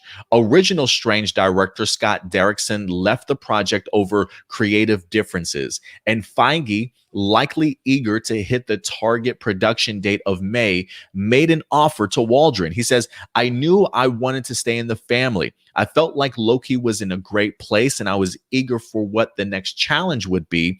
Director Sam Raimi, a longtime hero of Waldron's and someone Feige knows from his early days as a producer on Raimi's Spider-Man films, was brought on board a week later to direct. It says, "The time was tight. How do we make a movie in 2 months?" Waldron recalls thinking, "But COVID quickly descended upon us. We're not shooting until November. So I got to spend my 2020 on Zooms with Sam Raimi. Not too bad." While acknowledging the foundation that Derrickson laid for him, Waldron says him and Raimi started from scratch. So there is more that I want to go ahead and talk with you guys about, but I found that rather interesting here. The idea that Michael Waldron himself mentions the idea that after he finished working on Loki, that he immediately was brought on board to go ahead and work on the Doctor Strange movie. We all know that Scott Derrickson, who did the original film, was tapped to eventually do the sequel, but unfortunately did have to go ahead and depart. I had no idea that they actually had to go ahead and start the script from scratch. So it's not a team up of Scott Derrickson and Michael Waldron. This very much is a Michael Waldron and Sam Raimi project, as they started from scratch. What does that automatically tell you guys about this particular this movie that you thinking about so far? We'll start with Stuart. I still think this kind of helps confirm my theory of why Scott Derrickson probably left the production eventually. I think it kind of had to do with kind of a tweet that Robert Cargill put out a while ago, when people were asking him if he was coming back to write for Doctor Strange 2, and Robert said that he hadn't even been approached by Marvel about it. I feel like that might have been the reason that Scott left, because I feel like Scott and Robert are just like a perfect duo when it comes to like working together. They're always like very in sync with each other when it comes to Doctor Strange and of course Sinister. So I think that was why he left. And I think I think that's why they brought in with a new director and a new writer working together. I think it was just like, I think the reason they wanted to start it completely from scratch is we could get like a whole new vision without having to worry about, trying to make sure it continues the vision that they had from the previous Doctor Strange. So seeing that this is all going to be going from scratch, and it's all going to be a Sam Raimi picture, it actually gets me a lot more intrigued for this, because it also kind of gives me the idea that it's not going to be a Justice League type situation where you have Joss Whedon trying to match another director's vision. Rather, you just have a new director and a brand new writer starting from scratch, doing their own thing. And yeah, I do think that this movie would have probably been a disaster if they had to write the script in 2 months. So finding out that they were Thank God the pandemic happened, right? Yeah, it's like one of those few benefits to COVID was them being able to take their time with the script. And I think that this will definitely help flesh out the movie and make it like, a much more solidly written script. So, of course. So it surprises me that they started from scratch, but I think in the long run, it is going to lead to a much better film in the end. Yeah, I definitely agree for sure. What do you think about that, Indy? I honestly think that the having a person do multiple things in the MCU is always a good thing when it comes to writing, because I feel like events tend to be more cohesive than having to have somebody come try to tell their story and have it make sense with everything else, you know what I'm saying, that's going on. So I feel like that makes that a whole lot easier. Plus the hype behind this Loki show, I'm kind of nervous for him, because the hype behind the Loki show is just going to create more hype behind Doctor Strange. Mhm. And they have to live up. And Tom Hiddleston isn't helping the situation either by hyping up the Loki show. Like, they're doing what they're supposed to do. And I feel like it's only going to help Doctor Strange in the end, because you already know when they announced the movies, this is the one that I directed myself to, because I was curious about what they can do and all the things that could happen, right? Mhm. My hype level has went, like, it busted through the ceiling and found another hype to go to, because I went, the guy that's doing Loki is doing, you know what I'm saying? Because like the things that are going into the concepts of this Loki TV show lends themselves to Doctor Strange very well. So I'm really hype about this, but I'm scared at the same time, because I feel like Doctor Strange is such a big movie in this phase that it can't miss. And when I see directors getting switched and writers getting switched around, stuff like that, it makes me nervous a little bit. But then I look back at what happened in previous phases and be like, this is just normal for Marvel and Disney, so I shouldn't have to worry about anything. Yeah, no, I definitely agree with you there. I mean, in Marvel, we trust for sure when it comes to this type of stuff. I do want to go ahead and continue a little bit, because I think the idea, what I think, I get what you're saying there, Indy, in the sense that anytime that you kind of switch out a writer and the director, or whatever the case may be, sometimes it can cause for a very uneven movie. But I do think also, like the article does state, the fact that they had that additional time to actually be able to sit down, figure out what they want this movie to be, kind of sculpt it in their vision, especially a Sam Raimi vision of all things. I definitely do think that time that they had with each other certainly will help significantly. There's another part of this that I do want to go ahead and bring up. The last part of this article, it says, Waldron found a real life touchstone for Loki in the Apple mogul Steve Jobs. In comparison, he says they're both adopted, he points out, and they love control. For Benedict Cumberbatch's Doctor Strange, Waldron says, I gravitated towards travel documentarian and chef Anthony Bourdain. When comparing the two, he says Strange is an elitist as a neurosurgeon and a sorcerer. Anthony Bourdain was a man of the people, but there was that intense intellect. You always felt like he could eviscerate anybody with his words at any time, but yet Anthony Bourdain never really punched down. This was the first ingredient in the stew for Doctor Strange. He also says that Waldron also connects Bourdain's world traveling to Strange's own reality hopping adventure, whereas Anthony Bourdain had been everywhere, seen everything. What surprises you at this point? I think for all the heroes in the MCU in a past Endgame world, how do you rally yourself to fight a standalone movie villain after you fought Thanos? He also says Strange's fighting spirit led to Waldron to his next inspiration. He's Indiana Jones in a cloak to me. He's a hero who can take a punch. That's what made Harrison Ford heroes so great. Those guys got their asses kicked. Look at Stephen Strange in the first movie. He really gets beaten down. Or he says he's really getting beat up, but he's very capable in everything. I can tell you that it's a ride from Sam Raimi. The film is incredibly visually thrilling. The gentleman who shot Gladiator and Logan, I think the look of it is going to be unlike anything you've seen in the MCU before. Man, that gets me so hyped, guys. I think first and foremost, I think he nails the comparisons to who he wants to compare Doctor Strange to, Anthony Bourdain and Harrison Ford's Indiana Jones. I mean, just seeing visually what Doctor Strange has been capable of in the first movie, the Avengers movies and things like that, it certainly seems like Michael Waldron has some great inspirations that he's certainly taking from to truly key us in on who Doctor Strange definitely is. And when you combine somebody like the mind of Sam Raimi, along with this director of photography that's done Gladiator and Logan, I think this movie is going to be off of the charts, guys.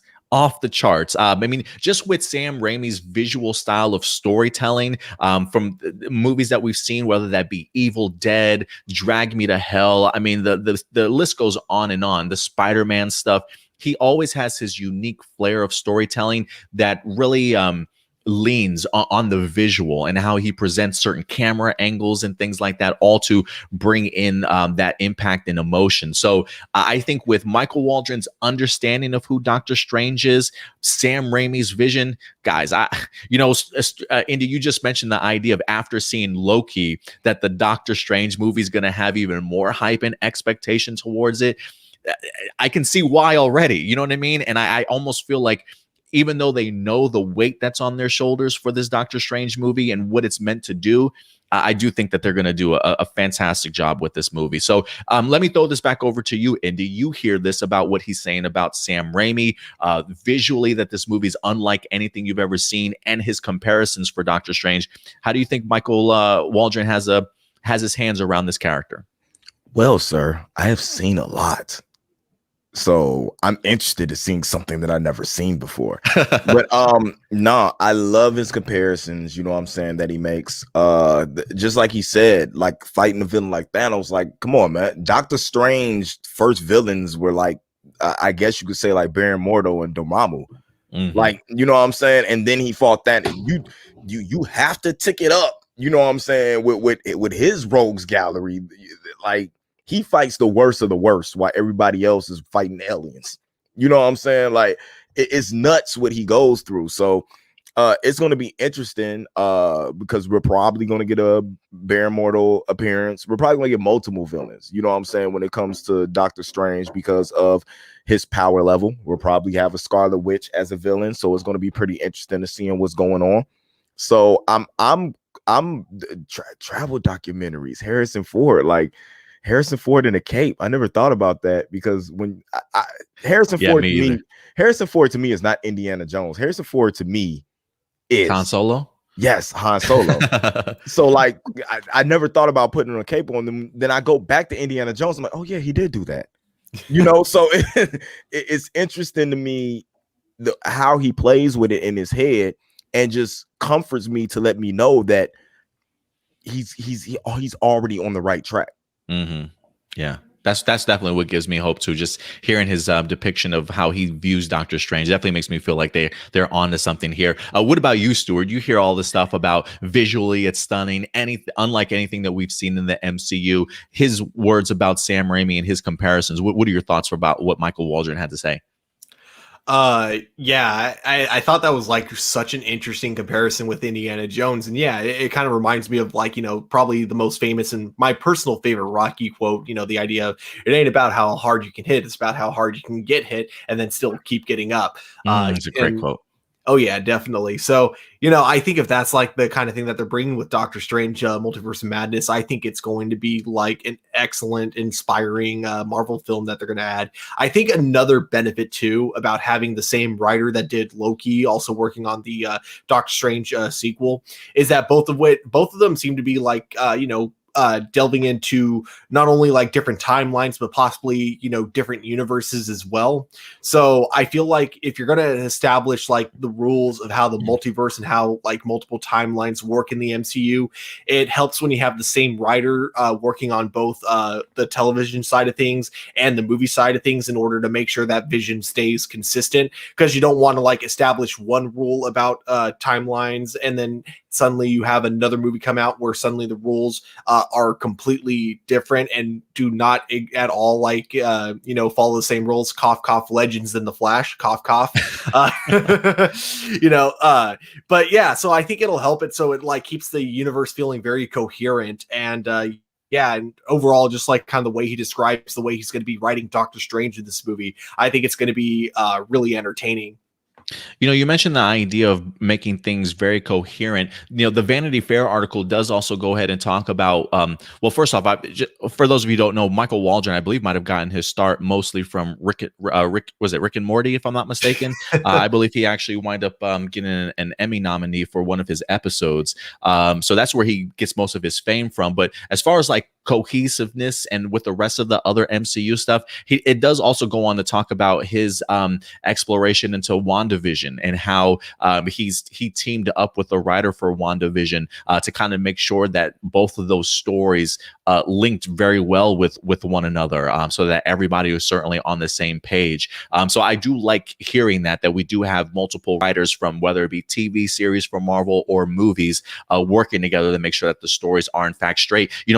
Elizabeth Olsen even just came out this past week or the week before talking about that she feels like she's truly understanding who her Wanda Maximoff character certainly is. The idea of her really bringing sort of her A game when it comes to Doctor Strange, the idea that WandaVision allowed her to get more comfortable with who she is, not only as an actress, but also as the character, now that she's getting that opportunity to showcase her character more to, bigger audiences and having that spotlight on her. So I think the idea and the transition for Elizabeth Olsen from WandaVision to Doctor Strange is probably will showcase how much she's actually grown, not only as an actor, but the understanding of her character. So I think there's a great sort of coming together of great storytelling from WandaVision and a new vision from Sam Raimi and Michael Waldron for Doctor Strange that I think is going to really highlight some of our favorite characters. So I can't wait to see what they wind up coming up with this film. Facts. We have In the Doll World. This might be my mom. I don't know. I'm coming through. It says, oh, wow, I'm really looking forward to seeing this movie. You and me both. I honestly cannot wait for this movie to hit. Is this when is this movie supposed to be released? Anybody know? It's next year now, isn't it? I can look that up real quick. You might be right. I do want to throw in one other thing here. We are getting some early reactions to the Loki series already that's been dropping. Let me see if I can actually go ahead and pull some of this up. This is from Twitter. Brandon Davis from comicbook.com went ahead and actually made a comment in regards to it. Let me go ahead and pull this up. This is for the Loki. This was dropped 3 hours ago. Loki has hands down my favorite first TV episode of Marvel Studios yet. Tom Hiddleston is just too good in the role, picking up the 2012's Loki instantly. He's brilliant. Early exposition comes with awesome details for MCU fans. I really like the start. Lots of potential here. One of my other YouTubers that I follow, John Campia, he says the Loki show is outstanding. Marvel continues to change things up. This is unlike anything they've done before. A focus on the God of Mischief that gives us our best look at his character, his fears, his insecurities, and his glorious purpose. Oh, and Owen Wilson rocks. So those are just some of the early reactions that we're getting from Loki so far. Guys, get used to Michael Waldron's name, guys. I think Marvel has done it again in finding somebody that can really help shape their universe going forward. So does this certainly give you guys hope for the Loki series going forward? I definitely. Yeah. I had hope for the Loki series after the first two series, WandaVision and Falcon and the Winter Soldier. There was no way I wasn't going to have hope for it, but the only thing I'm wishing now is that Loki came first. I get you. All right. Yeah. Oh, go ahead. It's been really good with Marvel Television. Like this is where Marvel outside of their comfort zone. So, seeing them doing it with Loki now and having this whole series where you were going to be exploring like multiple timelines, I think it's going to be an absolute blast. Also, when you mentioned Rick and Morty that he wrote, he got an Emmy for one of the episodes. I looked up which episode he wrote, and yes, he actually did write one of my favorite episodes of season 4 called The Old Man and the Seat. I don't want to explain the plot because it's so dumb that you have to see it for yourself, but it is a amazing episode. Yeah. So definitely check out Michael Waldron's work. What are you gonna say, Andy? And Doctor Strange, it says here March 25th, 2022. Okay, I got you. Well, I feel like we're already bombarded with a ton of Marvel content this year, whether it be movies or television series. I'm kind of glad that movie's coming out. We still have the Eternals, guys. Like that. Oh yeah, we got Eternals, we got Black Widow, we got Shang-Chi this year. And that's just movies. That's not even talking about the series that we got. We just twisted off the cap so far. We haven't even took a sip of the pop yet. Like, at all. 2020 was like the perfect break for us from Marvel because it's like they gave us Endgame and then of course Spider-Man Far From Home. So it was kind of cool to have like that year where it's like, okay, no Marvel movies for this year, even if it was total accidental. But all it really did was kind of go, okay, you know what? I'm no longer feeling the Marvel fatigue. Now I'm ready for more Marvel. They delivered it to us this year. Yeah, I definitely agree with you. Oh, and this is actually my mom's friend, Tammy. Hey, Tammy, thank you very much for coming through. She says, it is important the story holds together. I stopped watching the X-Files after they did the episode of Mulder's sister being taken by the aliens. The story he had told before then did not line up. Yeah, continuity and story coming together is always important, especially when it comes to the MCU. Now that you have the television series being added as additional lore to this universe, you definitely want to make sure that you have your writers and your actors certainly on the same page together. It's definitely important. I know the feeling with that. By then I was too committed. I wasn't gonna stop watching. I've been like that. I've been like that with Supernatural too. Like it was one of the seasons. I was like, why am I still watching this? And the next season I was like, oh, this is why. So yeah, it happens. I will say this, if anything, this makes me very happy as a Star Wars fan. The success of Michael Waldron just seems to mean maybe hopefully good things for that franchise as well. So I'm really excited to see what he creates for Kevin Feige. It's funny though, because that exact thing was described with the X-Files. I feel like that's just been a problem with like early 90s television, is that you get like early backstories within like seasons 1 and 2, and then if the show drags on to like seasons like 7 or 8, eventually they completely forget about the original backstories they gave certain characters, and so you'll get flashbacks that completely retcon them. I feel like that was just always a problem with like earlier television. Yeah, definitely frustrating back in the day.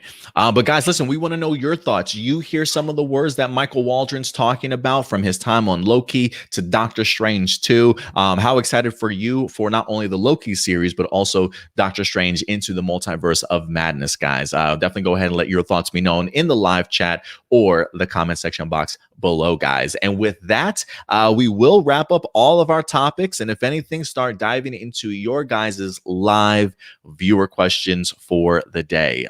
So let's go ahead and start bringing that up here. Let's see how many questions we actually have this week. Let's see here. Maybe Stuart will probably join us. Oh, there he goes. He's back. Stewie. Our faces are so cool. Let me. It's Boy Scouts all over again. That's that was like the way you guys said it. That was like kind of my nickname back in Boy Scouts. Stewie. All right, we got a question from Jessica Friedman coming through. Would you guys like to see a reboot of the 90s Spider-Man one day? And would you like to see would you like to see in the new season? Oh, I guess what would you like to see in the new season of Young Justice? I don't need a reboot of the 90s Spider-Man. Leave that one alone. I'm okay with the idea if they want to do another animated series. That's cool, but I don't need a reboot. What about you guys? No, to be honest with you, if you haven't checked out like the Ghost Spider, the Spider-Gwen stuff they've been doing, is that pretty good? Yeah, that was pretty good for the short run. And no, I don't even need a Spider-Man animated series. Just leave it to the movies. Give that time to shine for a new character that they need to develop, so we can get some background on that. I feel like we have a ton of Mhm. Spider-Man cartoon series. Yeah. We do. It's right? stuff that's on that I don't even know that's on. Like I woke up one day and I was like, why is he running around with all these other spider? Like it just randomly comes on TV. I have no idea what time it comes on. It's just And I feel like randomly on television. And I feel like those series don't even last long. I They feel like don't. it's like every They 2 or don't. 3 seasons, this is another one. Like, what No, are we no. doing here? Every It's funny season is 'cause- something different. Yeah, it's funny because like a couple weeks ago, I was mentioning how like DC has like trouble committing to like a singular universe when it comes to their movies. Marvel has that exact problem when it comes to their cartoons because oftentimes they keep starting up a new like Avengers cartoon, a new Spider-Man cartoon. They last like 1 or 2 seasons, and then they just completely get canceled on the spot because then they want to do another new Avengers or Spider-Man cartoon. Weird to me. Yeah, And they really get you when they decide to use the same voice actor, but it's 2 totally different cartoons. Yeah. Because I'm like, well, that sounds like Drake Bell, but this isn't nothing that was going on in the last series. What is happening here? That's exactly what happened with like you had a Spider-Man series and an Avengers series, and the Avengers would eventually appear in the Spider-Man series. Spider-Man would appear in the Avengers series. Neither of them were connected. It wasn't the same Spider-Man. It wasn't the same Avengers, but like they treated it like it was. It was really, they were both really bad. And what do you guys what would you like to see in the new season of Young Justice? Is there anything in particular that jumped out at you from the previous season that you would like to see them explore, maybe upcoming? Ooh, you know what? I'm going to say this because I know it's going to piss a lot of people off, and I don't care. I would love to see or I'd like to see some more like commentary in Young Justice. I almost said social justice for Young Justice, but yeah, I meant to say I would love to see more social commentary in Young Justice season 4 because they had one really good episode in season 3 that did that, and I would love to see them explore it some more. They skipped right over all the conflict, like the global impact that that country was going to have. You know what I'm saying? With everything going on, they just skipped right over it. Didn't want to tell that story. With me, they hinted at it. I would like to see more of what's going on with Dr. Fate. I would like to see what's tied into that because they hinted at it. It didn't go nowhere with it. It's a lot of the other characters that I would like to follow around, you know what I'm saying, and see what's going on. So I would kind of like them to base the episodes on different characters, like they used to do in the past. Like you would have a character episode with Kid Flash, an episode with Red Robin, you know what I'm saying, like that. I would like them to go. I love the fact that they're telling stories now, especially with Young Justice, because it makes it more interesting. But there is a way to follow characters and see what characters are going through and still tell your long story, you know, your story in the long run. No, I definitely get you there. Let's see. Next set of questions come from AJ. How long do you think Kate Kane will remain under Black Mask's control? And when Kate finally realizes her old self, do you think we will see old footage of Ruby Rose, or we'll just show Wallace Day's face pasted on her body? Or not at all? You wouldn't, if you don't mind. You will not see Ruby Rose's face again. You might see like in pictures or something like that, might be seen on a thing, but Wallace Day is the face that is grafted onto that body now. That's what they won't even put Ruby Rose in the Justice League lineup anymore. Okay. I was gonna say, like, that took effort to crop someone out when they're already in the scene. I can tell you as an editor, the steps you have to go through to do that is expensive and really challenging. So if they're going through all that effort to keep her out of that promotional video from back in the day, I don't think they're ever going to put her into Batwoman again. Now, as far as when she's going to be revealed, to be honest with you, she's already been revealed. When she's going to get her identity and stuff back. If you want me to ask you when I hope it'll happen is at the end of the season. When I think they're going to do it is probably the next 2 episodes. Okay. Yeah. Let's see. He also says, what do you guys think of the recent announcement that Katie Lotz will be directing another episode of Legends of Tomorrow, this time being an animated episode, focusing on Astra? ? I'm for it. I'm for anything Katie Lotz does. I will watch Katie Lotz take her trash out. It doesn't matter what she does. And I'm not talking about she's a very beautiful woman. I'm not talking about that. I'm talking about what she has put into this universe, and her actually taking this role and making it her own and putting her own real life, you know what I'm saying, feelings and emotions into this character to make this character relatable and likable, because she's night and day, two different places where she was when she first started playing this character. She's beloved. When she goes, it's gonna be a lot of stuff going down. I don't think Legends survives without her. So I'm all for anything she does. The fact that it's animated, Legends is amazing. An animated Legends episode is going to be ridiculous with the things they could do with it, and I'm so looking forward to that. I will say this: while I'm not necessarily watching Legends, there is, first off, I do love Katie Lotz too. Like, for her, she's probably always going to be my Black Canary for sure. Her and Juliana Harkavy are incredible as that character. But I've gotten the opportunity to meet Katie Lotz in person. She's an absolute sweetheart. I always love the idea of actors. You know, even though she's done this before in regards to directing, I feel like I always love the idea of them directing episodes, because of the fact that they're so familiar with their characters, they're so familiar with the cast. And I always just think this is a great opportunity for actors to be able to expand their horizons, get more comfortable with directing, understand everything that goes into fully putting an episode together. Because, you know, if for some reason, if she ends up maybe not getting extra work down the line, who's to say that maybe directing isn't her true passion that she comes to discover for herself after all those years, right? So I think it's always just a great opportunity just to see what their vision for their own show that they're on really is. Look, DC, if she's not your new Catwoman by the time she's done with Legends, y'all got issues. Katie Lotz as Catwoman, that'd be interesting. Yeah. I would check it out. She's formidable enough. What about you, Stuart? What do you think? Yeah, like, she directed the episode called Mortal Kombat, you know, because it was Khan as the main villain as the villain of the week for that episode. And I thought that was like a really funny episode. You know, I thought season 5 honestly had some of the funniest episodes like in the Arrowverse. So I'm really hoping season 6 can go back to that, because the last couple of episodes, I don't know if you guys have seen my reviews, they've been incredibly disappointing, like just really underwhelming, because it's been like joke after joke, but none of them have landed so far. So I did see one of your thumbnails, like worst episode ever or something like that. Or, it was a really bad episode.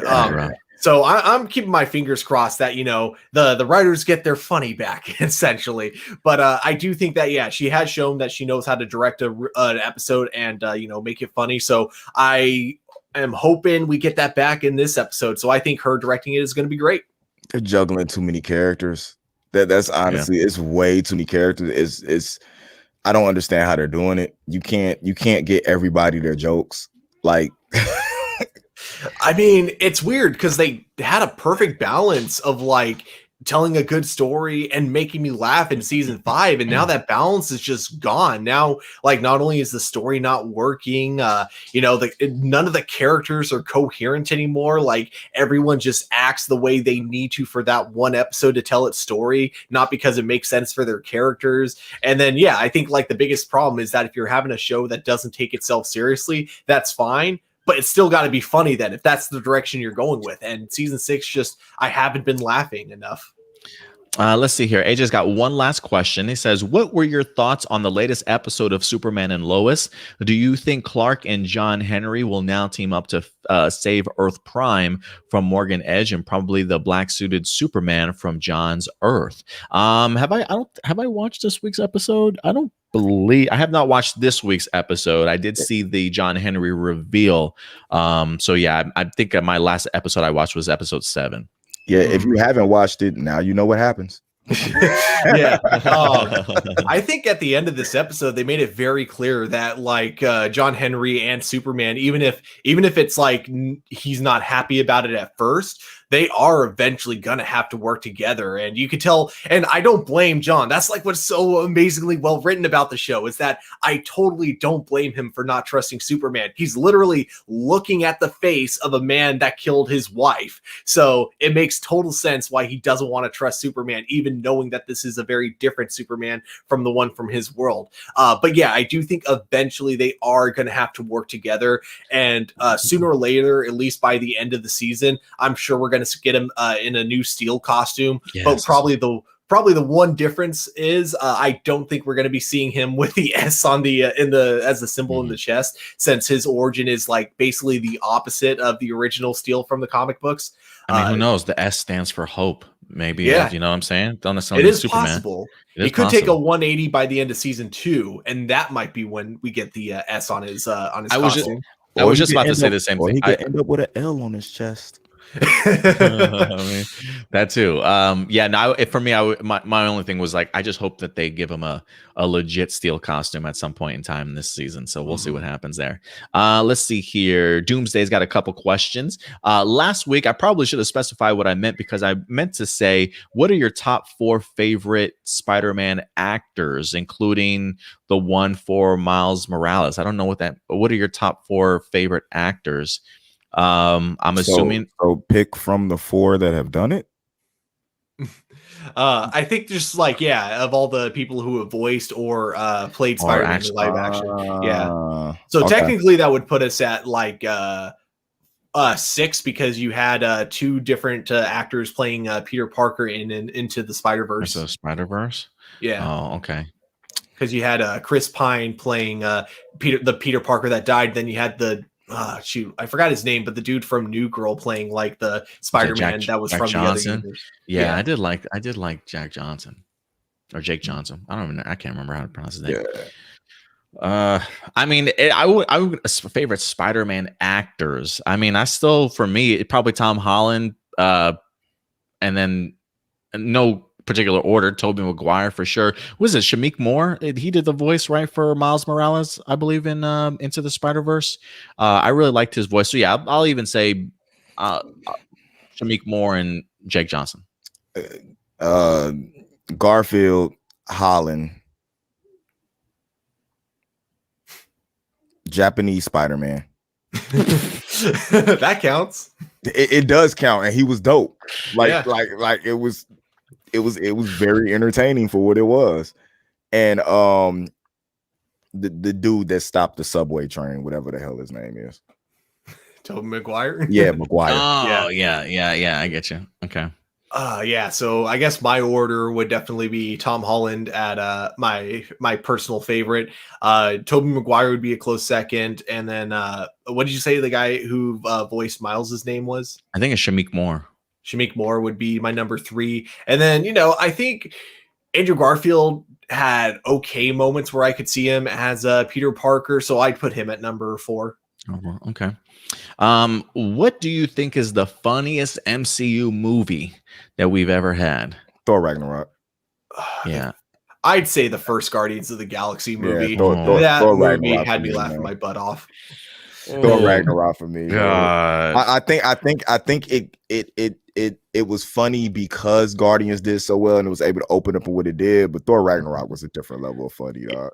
I'll probably go Thor Ragnarok too. The only thing that's keeping me from saying Guardians, honestly, is that damn dance battle at the end. Like, it wasn't Really? even funny like to me. that? It was more just cringy. Like, So superheroes dancing are cringy to you. Chris Pratt dancing is cringy to me. Okay, that's the difference. And just the idea of it being the end battle of the movie, like, it's just, I'll give it to Ragnarok. But Guardians was effing hilarious though. The opening monologue from Thor when he's locked in the cage was hilarious. Just start the movie with him locked in the cage. Oh wait, I swear I'm not doing this on purpose. The cage just coming back around. Yo, yeah, come on, man. Yeah, I'm so excited for Taika Waititi in this next film. He does also ask, last question from him. It says, if the big 3 had their own unique trilogy, what do you think the films would be called? Big 3, like there's a lot of big 3s. You talk I'm about like assuming he's referring to you talk about Superman, Wonder Woman, and Batman, right? I mean, that's just what it says. About like Spider-Man, Wolverine, and it's a lot of big 3s. Yeah, there are a lot. I mean, are we talking about friggin' LeBron? Are we talking about the Boston Celtics? I mean, I don't know what we're doing here. Yeah, the New Jersey Nets. Who are we referring to right now? I guess let's just pick our own. Clearly, with Batman, Superman, and Wonder Woman, it would definitely be called the Trinity, don't you think? The Trinity, wouldn't that be the name of the title? So. Yeah. Or you'd call it like, because it's not the full league, but it's building up to it. You call it the Dawn of Justice trilogy. Because yeah. I mean, you have a Batman, Superman, and Wonder Woman film, all individual. Oh yeah. What about Cap, Thor, and Iron Man? What would that movie be called? That would be that big three, wouldn't it? That would be probably a big three. That movie would probably be called The Avengers. That's an easy one. Or American Tech Gods. Or West Coast Avengers or something. Yeah. Yeah. Now see, for me, American Tech Gods? Is that what you said? Yeah, I love it. American Tech you got Iron Man Tech, and then Thor, who's a god. So American Tech Gods. I don't. Yeah. You're naming my name. I feel like that's like a CW show or something like that, or like a 90s Saban show that didn't go really well. Yeah, that's something that goes along with Silicon Valley when they're talking about how they made all their money. That's just some random HBO documentary. I love it. For me, it would be it'll probably be Naruto, Dragon Ball, and One Piece. Okay. You know what I'm saying? The big three of anime, and I like it. I have no idea what that'd be called. Like I want to say Z Nation, but that's already taken by another television show. So One Dragon Okage, I guess. One Dragon. Okay. The village hidden behind One Wish, because anime titles are just extremely long for no reason. That is true. All right, let's see here. Next question comes from Marcelino Vasquez. He's got a few comments and questions. The first one: Are any of you a fan of the YouTube channel Death Battle? If so, what are some Death Battle matchups you would like to see in the future, especially since this year is Death Battle's 10th anniversary season? That's incredible. Congratulations to Death Battle for being around so long. They've got some classics up there. I got an interesting history with that. Yeah, Death Battle was dope. One of the favorite battles they did for me was Naruto versus Ichigo from Bleach, and that was a very interesting battle. I still believe some of their stuff is not right at all. They just I feel like they just Wikipedia like base stats and just go and don't go throughout the lore of what's going on. But if they're actually going to do that and they want battles that we want to see this year, I still, to this day, I want to see the Guyver versus the entire MMPR original team. Ooh, the entire cast? The entire cast. Okay. I was thinking just like the Guyver versus a Common Rider. Like, ooh, that'd be a good one too. The Common Rider would have a better chance. That would be a good one too. Probably, yeah. I mean, you're not wrong, because like with Common Riders, they have to fight, or they're usually not like necessarily by themselves, but they don't have a full-on team, so they're forced to get stronger when they're fighting their villains. Whereas like Power Rangers always have like a full team to rely on, so they don't have to force themselves to push each other like every episode as much. Have they done a One Punch Man versus Superman before? I feel like they probably have they? I think they did. I feel like I might have seen that somewhere. Was that a Bat in the Sun project? I have no idea. No, Bat in the Sun did, I think, Superman versus Optimus Prime or some crazy stuff like that. Yeah, give me a One Punch Man versus Superman. I'll take that. Yeah. Let's see. Oh, I'm sorry. What were you saying? I was just gonna say, yeah, no, it's funny because I remember because I used to follow back when they were called Screw Attack, and back in like when were they established? Like 2006. It's just hilarious because I remember back when they were hosted on Game Trailers sites. Not Game Trailers, but the website called Game Trailers. And nowadays, like no one even remembers what Game Trailers is, and now no one even really remembers Screw Attack. Everyone just remembers like now what it's called currently, which is Death Battle. Yeah, and Marcelino does. He says One Punch Man versus Superman was DBX, not Death Battle. So yeah, let me get one from Death Battle. I'll take that. Let's see. He says, do you guys ever find it weird that when a comic book is adapted into a movie, the majority of fans are normally open to changes done with the original, but when it comes to adapting a novel into a movie, the majority of fans have the mindset of making a copy and paste of the original source material, or we will riot? That is, I know why that is. I know why that is. Well, what's up with that, Stuart? okay, everyone, when you're reading a novel, the what it looks like and how it appears goes into your head. You have this vision of what this would look like as a movie as you're reading it. Whereas in a comic book, you've already you already see what the original source looks like. You already, you get the idea of what it is that the comic book writer is going for. So when that gets adapted and you kind of see the changes physically, it's like easier for you to accept. Whereas like when you're kind of reading a novel and you have this idea in your head, some of the times like it might be just like the novel, but it's not how you pictured the novel looking in your head when you see it on the big screen. And I think because like, when we read something and we don't get to see a visual representation of it, but we want to know what it would have looked like visually, we are kind of disappointed when they change something that could have looked really cool on the big screen and they took that away from us, our chance to see what that could have looked like, in a live action format. Am I making sense? Yeah, no, I mean, I feel like that kind of, it almost feels like those that read novels then tend to have like this visual ownership, the idea that how they've have it in their head sort of thing of what they're expecting it to maybe look like. That's kind of maybe what their expectations are kind of going whenever a movie winds up dropping, and that's not necessarily always the case. But what do you think, Indy, in regards to that? Do you think that's exactly why you think that's what Stewart's onto, or do you think there's more to it also? I think that is. I think most of the time it's better when the person who wrote the novel is controlling how everything is made. Hence, like the Harry Potter Harry Potter movies and stuff like that. And even then, some people were still complaining that things weren't. They complain. If she wanted that to be her vision, that was her vision. Because a lot of times, or especially when a writer is in control of what they do, a lot of times when they're putting it or visually making it, they understand like, well, I really wanted to do this, but it didn't work in script, but it works visually. So like if I was to write it, it wouldn't, read as good as it looks. So let me do this like this.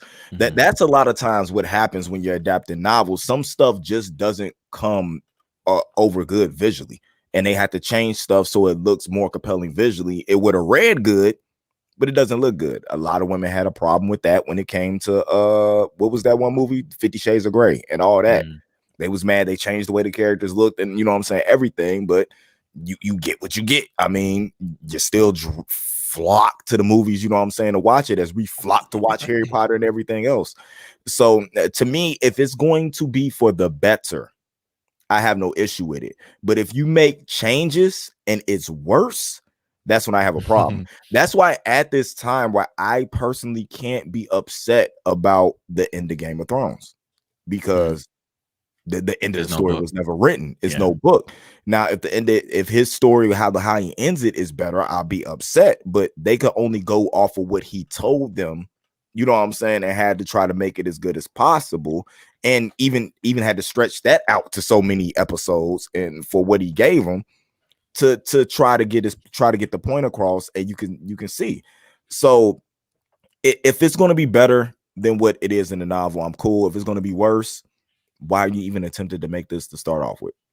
Yeah, I think both of you guys make some really, really great points. I think for me, especially when it comes to what Marcelino was asking about comic book fans compared to those that read novels. I mean, don't get me wrong, there definitely still are comic book fans that certainly will wish that things were more towards the actual concept or the actual reading material itself. But I do feel like there are maybe a little bit more people that are understanding about the idea of writers and directors having to kind of take their own liberties. But I do think you guys are onto something, especially when it becomes like a visual ownership just based off of reading a book and having that idea in your mind of what a movie should certainly look like. So I do think people are a little bit harsher on novels being adapted than comic book movies for sure. It's people complaining about the Falcon's Captain America costume.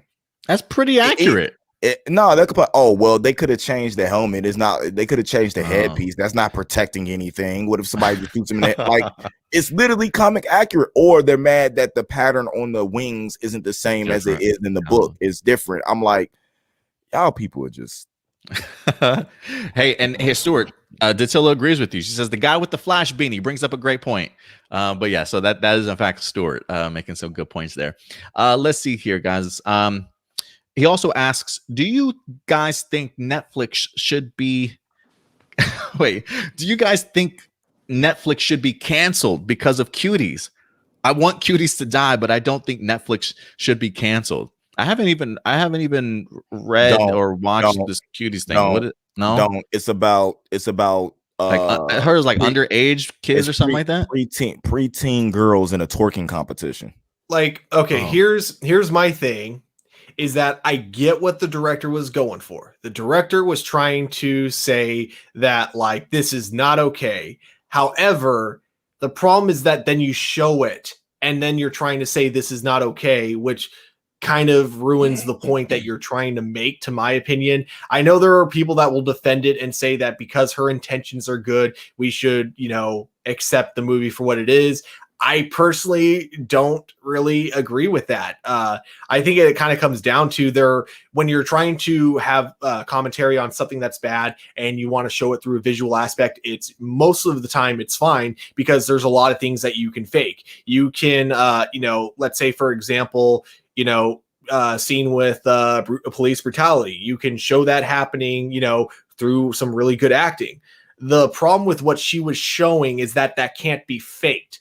When you're showing it, to say that it's wrong, you're still showing it. You're still kind of, in a sense, becoming the villain, if that makes sense. So that is why I don't think Netflix as a whole should be canceled. But personally, if I was the CEO of Netflix, I would not have allowed that onto my streaming sites if I was.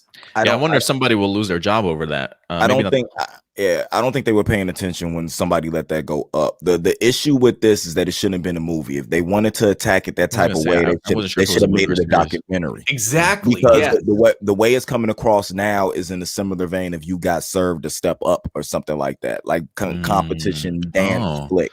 That's the way it comes across. Okay. But there's nothing good about that in any way. The person who made it, and it wasn't even marketed in the way that, you know what I'm saying, she wanted to come across. It was marketed as a dance flick, even from like the viral marketing.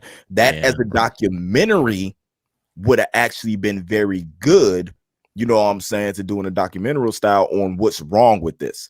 To take both sides. Why are you doing it? Why you're not doing to bring attention to the issue and do it that way?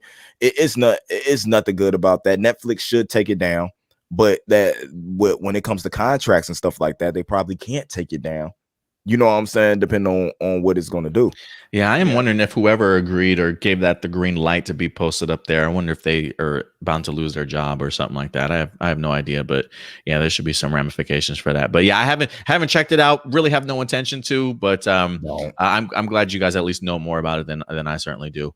Let's see here. Power Rangers Legacy has got a couple questions. Hey guys, this isn't Power Ranger related. Well, that's good because we don't really talk too much Power Rangers on here, so that's great. But what do you guys think of the CW show Kung Fu? Do you think it was based on a comic book or just something to look forward to, especially with all the recent hate crimes towards Asian community due to the pandemic? And did you like Ludi Lin from 2017 Power Rangers is going to be in it? Yeah, I think we talked about Ludi Lin going to be in this Kung Fu series. I remember bringing it up on a plus more phenomenal episode for sure. So I don't know if he's been showcased in the series as of yet or how big his role is, but have you guys had the opportunity to check out the Kung Fu series? It looks great from the commercials I've seen. I've heard good things about it, but I watched a couple of episodes, and I'm probably going to show my age because I don't know how old Power Ranger Legacies is, but Kung Fu was a spinoff from an older show called Kung Fu. They used to come on back in the day. Yeah, it's a reboot. It's a reboot of that show. So that's where it's come, not based on a comic book or nothing new. And back in the day, it was actually a really good show, but it was a whitewashed, you know what I'm saying, type of show. It used to catch flack for that, but it was really good though. It was really good. I love that show. This show is actually really good. I haven't been able to get fully into it. I watched the first couple of episodes, but the problem with Kung Fu is All American and then Bed. So if I'll catch up on it later, you know what I'm saying? Because like all the CW shows, it will be on Netflix and I'll get into it. But from what I saw, it was a really, really well done show. And you know what it actually did? It fixed my Iron Fist fix that I needed. Nice. You know what I'm saying? And that's what it got me. So like what I was missing in Iron Fist, Kung Fu gave me. Okay. Maybe I'll check out Kung Fu because I've been seeing the trailers for it. I've been seeing the ads on CW. They really are pushing the show. I've heard really great things about it, so I might have to go ahead and check it out because I'm a big fan of martial arts, and the actress looks like she's kicking some great ass and performing fantastically well. So, and plus it's a CW show. I'm a sucker for some of the shows that they have, so I might check it out. What about you, Stuart? Have you had the opportunity to sit down and watch it? Haven't had the chance to see it yet, but I do plan on at least giving it a shot. Like as soon as all the Arrowverse shows are kind of on their usual hiatuses, and I got nothing to watch, that's probably going to be a show I turn to. Because yeah, it looks really cool. Yeah, definitely. And just to clarify, we don't mind talking Power Rangers here as long as it's related to a TV show or a movie, but we don't really get too deep into it. Honestly, He snuck the Power Rangers in there. Oh yeah, we definitely do. Trust me, yeah, we definitely do sneak Power Rangers in here from time to time. So I'm just saying, just you don't have to apologize if it's not Power Ranger related. What is your most favorite CW show right now in the Arrowverse? And what is your least favorite, or that doesn't make much sense as of late? Well, for me, Legends of Tomorrow is my least favorite. As far as my favorite CW show right now, since Black Lightning just got canceled, probably Superman and Lois. Does he mean right now or like? He says right now. Right now? Oh damn! I was gonna say Arrow. Right now, my most favorite CW show is Arrowverse. Arrowverse. Damn it! Go, Stuart. Oh, definitely Superman and Lois for me. I mean, I feel like if the show keeps up the momentum that it has now with its next couple of seasons, it's definitely going to become my, probably my favorite. Not only my favorite Arrowverse show, possibly my favorite DC show. Like right now, it's already kind of up there, like with Doom Patrol. So it really depends on if after season 1 they can keep that momentum going. So fingers crossed because it's really good. I'm gonna be perfectly honest with this, and I'm not. I was gonna try and be funny, but I'm gonna be honest. My favorite Arrowverse show right now is Batwoman, and that's right now, especially with the episode they had before they took their hiatus, and what they got going on, how the storyline's going. Very interesting to me. My least favorite show, as weird as this might sound right now, is The Flash, because the writing on that show is horrid. Man, it's taking a deep dive. It makes no sense. These last 4 episodes. It's so weird because I mean the season started out great when they were good. Like yeah, it had kind of a weak like wrap up, but everything else besides the wrap up I thought like was great. And then, yeah, the last 4 episodes just literally make no sense. And when you have a guy in his like either late 30s or early 40s referring to Grant Gustin as his dad in a very straight voice, it's so hard not to cringe. It is like, it's so bad. Man, okay. And then we got one last question here. What were your favorite films of Donnie Yen and other martial artists? Do you have any martial artists that stick out that you're like, man, that's a great movie by him? And any other Donnie Yen films that you've seen? His whole entire Ip Man franchise, honestly. I was gonna say IP Man 4. IP Man, yeah. Yeah, that whole entire franchise just continues to kill it, man. I mean, Donnie Yen's masterful in that movie. I still haven't seen the 4th one. I'll definitely have to put that on my list. Yeah, you have to watch that. And was it 4? Or maybe I'm thinking 3. I think I'm pretty sure it was 4. I'm sure there was a 4th one. I believe that there was. I'm trying to think of some other martial artists. For me, when it comes to Jackie Chan, IP Man 4 was the last one. When it comes to Jackie Chan, some of my favorites from him, definitely Rumble in the Bronx. For me, it was like my first introduction to Jackie Chan on the big screen, so that always holds a pretty close place to my heart. And I really love him in the Rush Hour movies, also 1 and 2. So I'll do that. Tony Jaa, I think, is fantastic. In Ong Bak, he has got a great movie in Ong Bak also.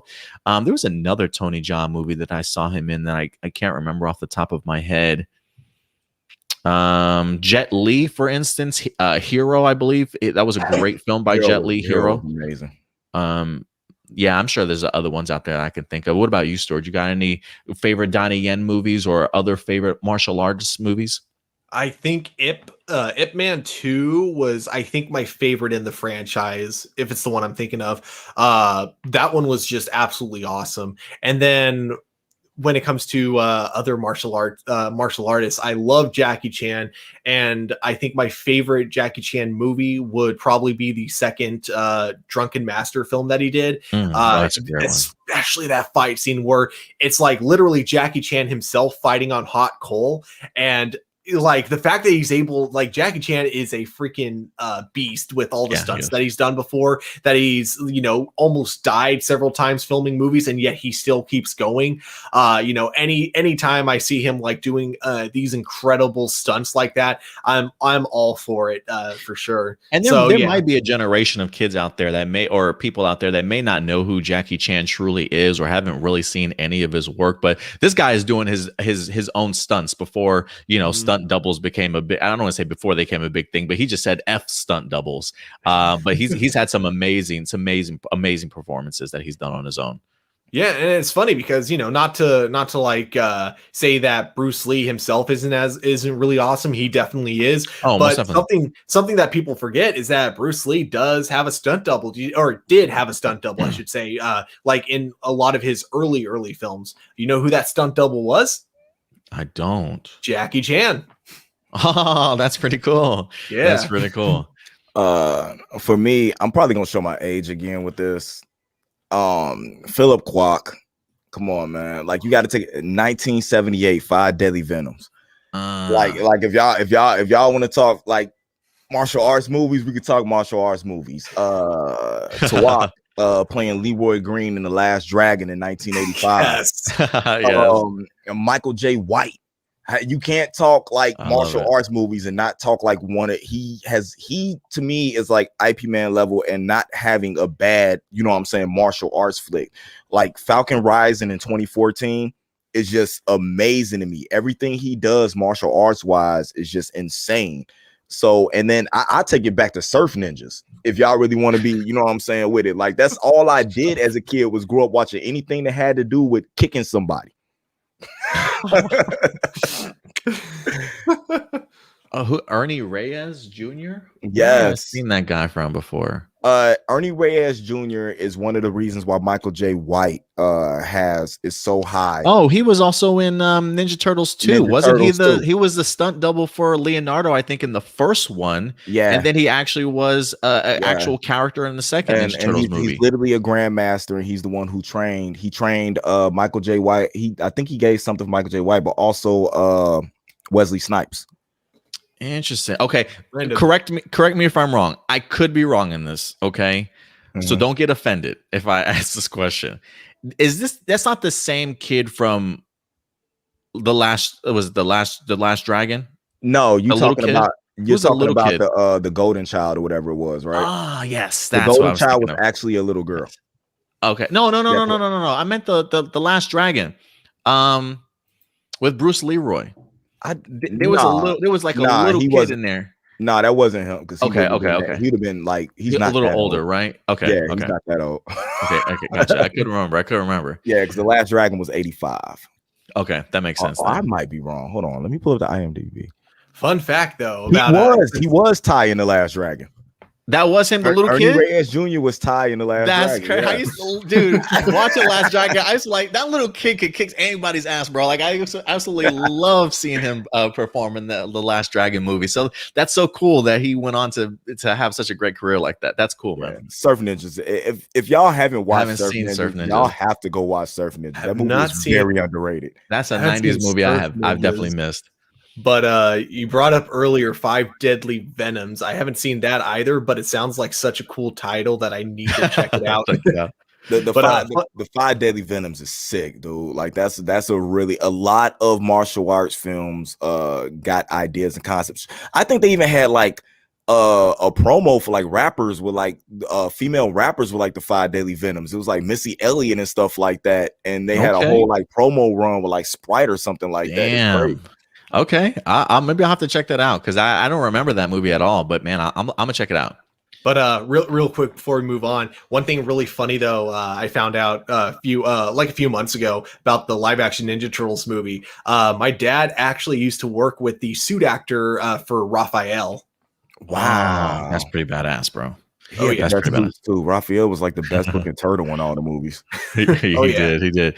Quick shout out also to the Raid movies for Iko Uwais, Oh, who had a yes. fantastic as the lead there. I feel like I see him more and more in martial arts films. Maybe not as lead roles, but I did love his lead role as in the Raid movies, and they've got some great martial artists in there also that he's have to face off against, like Joe Taslim. He was just in Mortal Kombat. He came over from the Raid movies, also in other martial art films too. So yeah, great stuff. What's up, Indy? What's that one? We don't talk about Mortal Kombat. Oh, okay. Well, I'll definitely Come on, give that Joe. I'll beginning definitely, scene, though. yeah, I'll definitely give Joe some Yeah. love though for his rendition of Sub-Zero. Sub-Zero. Yeah, for Yeah. sure. But that, guys, will in fact wrap up all of our live viewer questions today. So thank you everybody who participated with your questions. Definitely made for some great debate and discussion for sure, guys. So thank you very much for that. But other than that, guys, I think that's going to wrap it up for our show this week. But we certainly will be back next weekend for you guys with another brand new episode of A Plus Hero Report live every Sunday at noon Central Time for you guys today. But before we leave, if anybody, let's actually go ahead or start around the corner here. Indy, if people want to go ahead and find you on social media, sir, where can they find you at? You can find me at Nerd Mix Alpha everywhere, all through social media, or search Indy Uchiha on all your DPSs. Oh, I'm sorry, your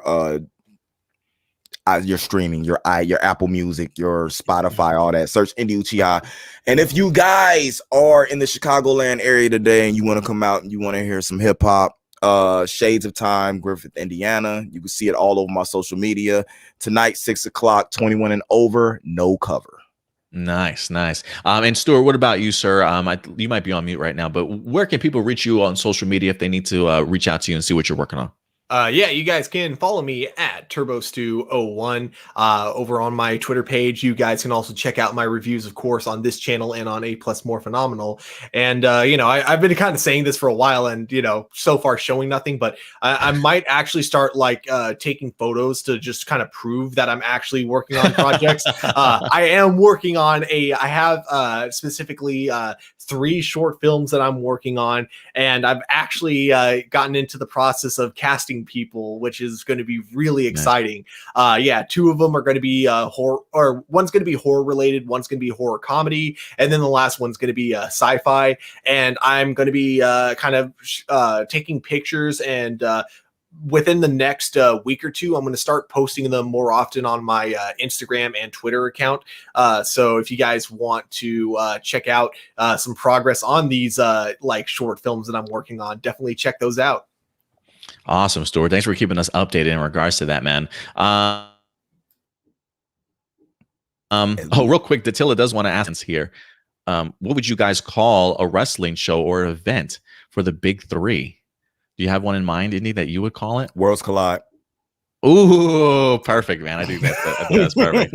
All right, guys. And listen, if you guys want to follow us here on social media, you can certainly go ahead and do so at A Plus Opinions right up there. Very active over on our Twitter account, as well as our main page, which is our Facebook page. We are streaming on our YouTube page as well. So if you're watching us over on YouTube, do us a favor, hit that subscribe button, guys, along with that bell notification, so that when we do go live or drop a brand new video for you guys, you will certainly be notified. Other than that, though, that's going to go ahead and wrap it up for us here today. But we certainly will be back next weekend, so certainly join us then. But until next time, do us a big favor, guys. Take care of yourselves, take care of each other, and as always, keep it A+.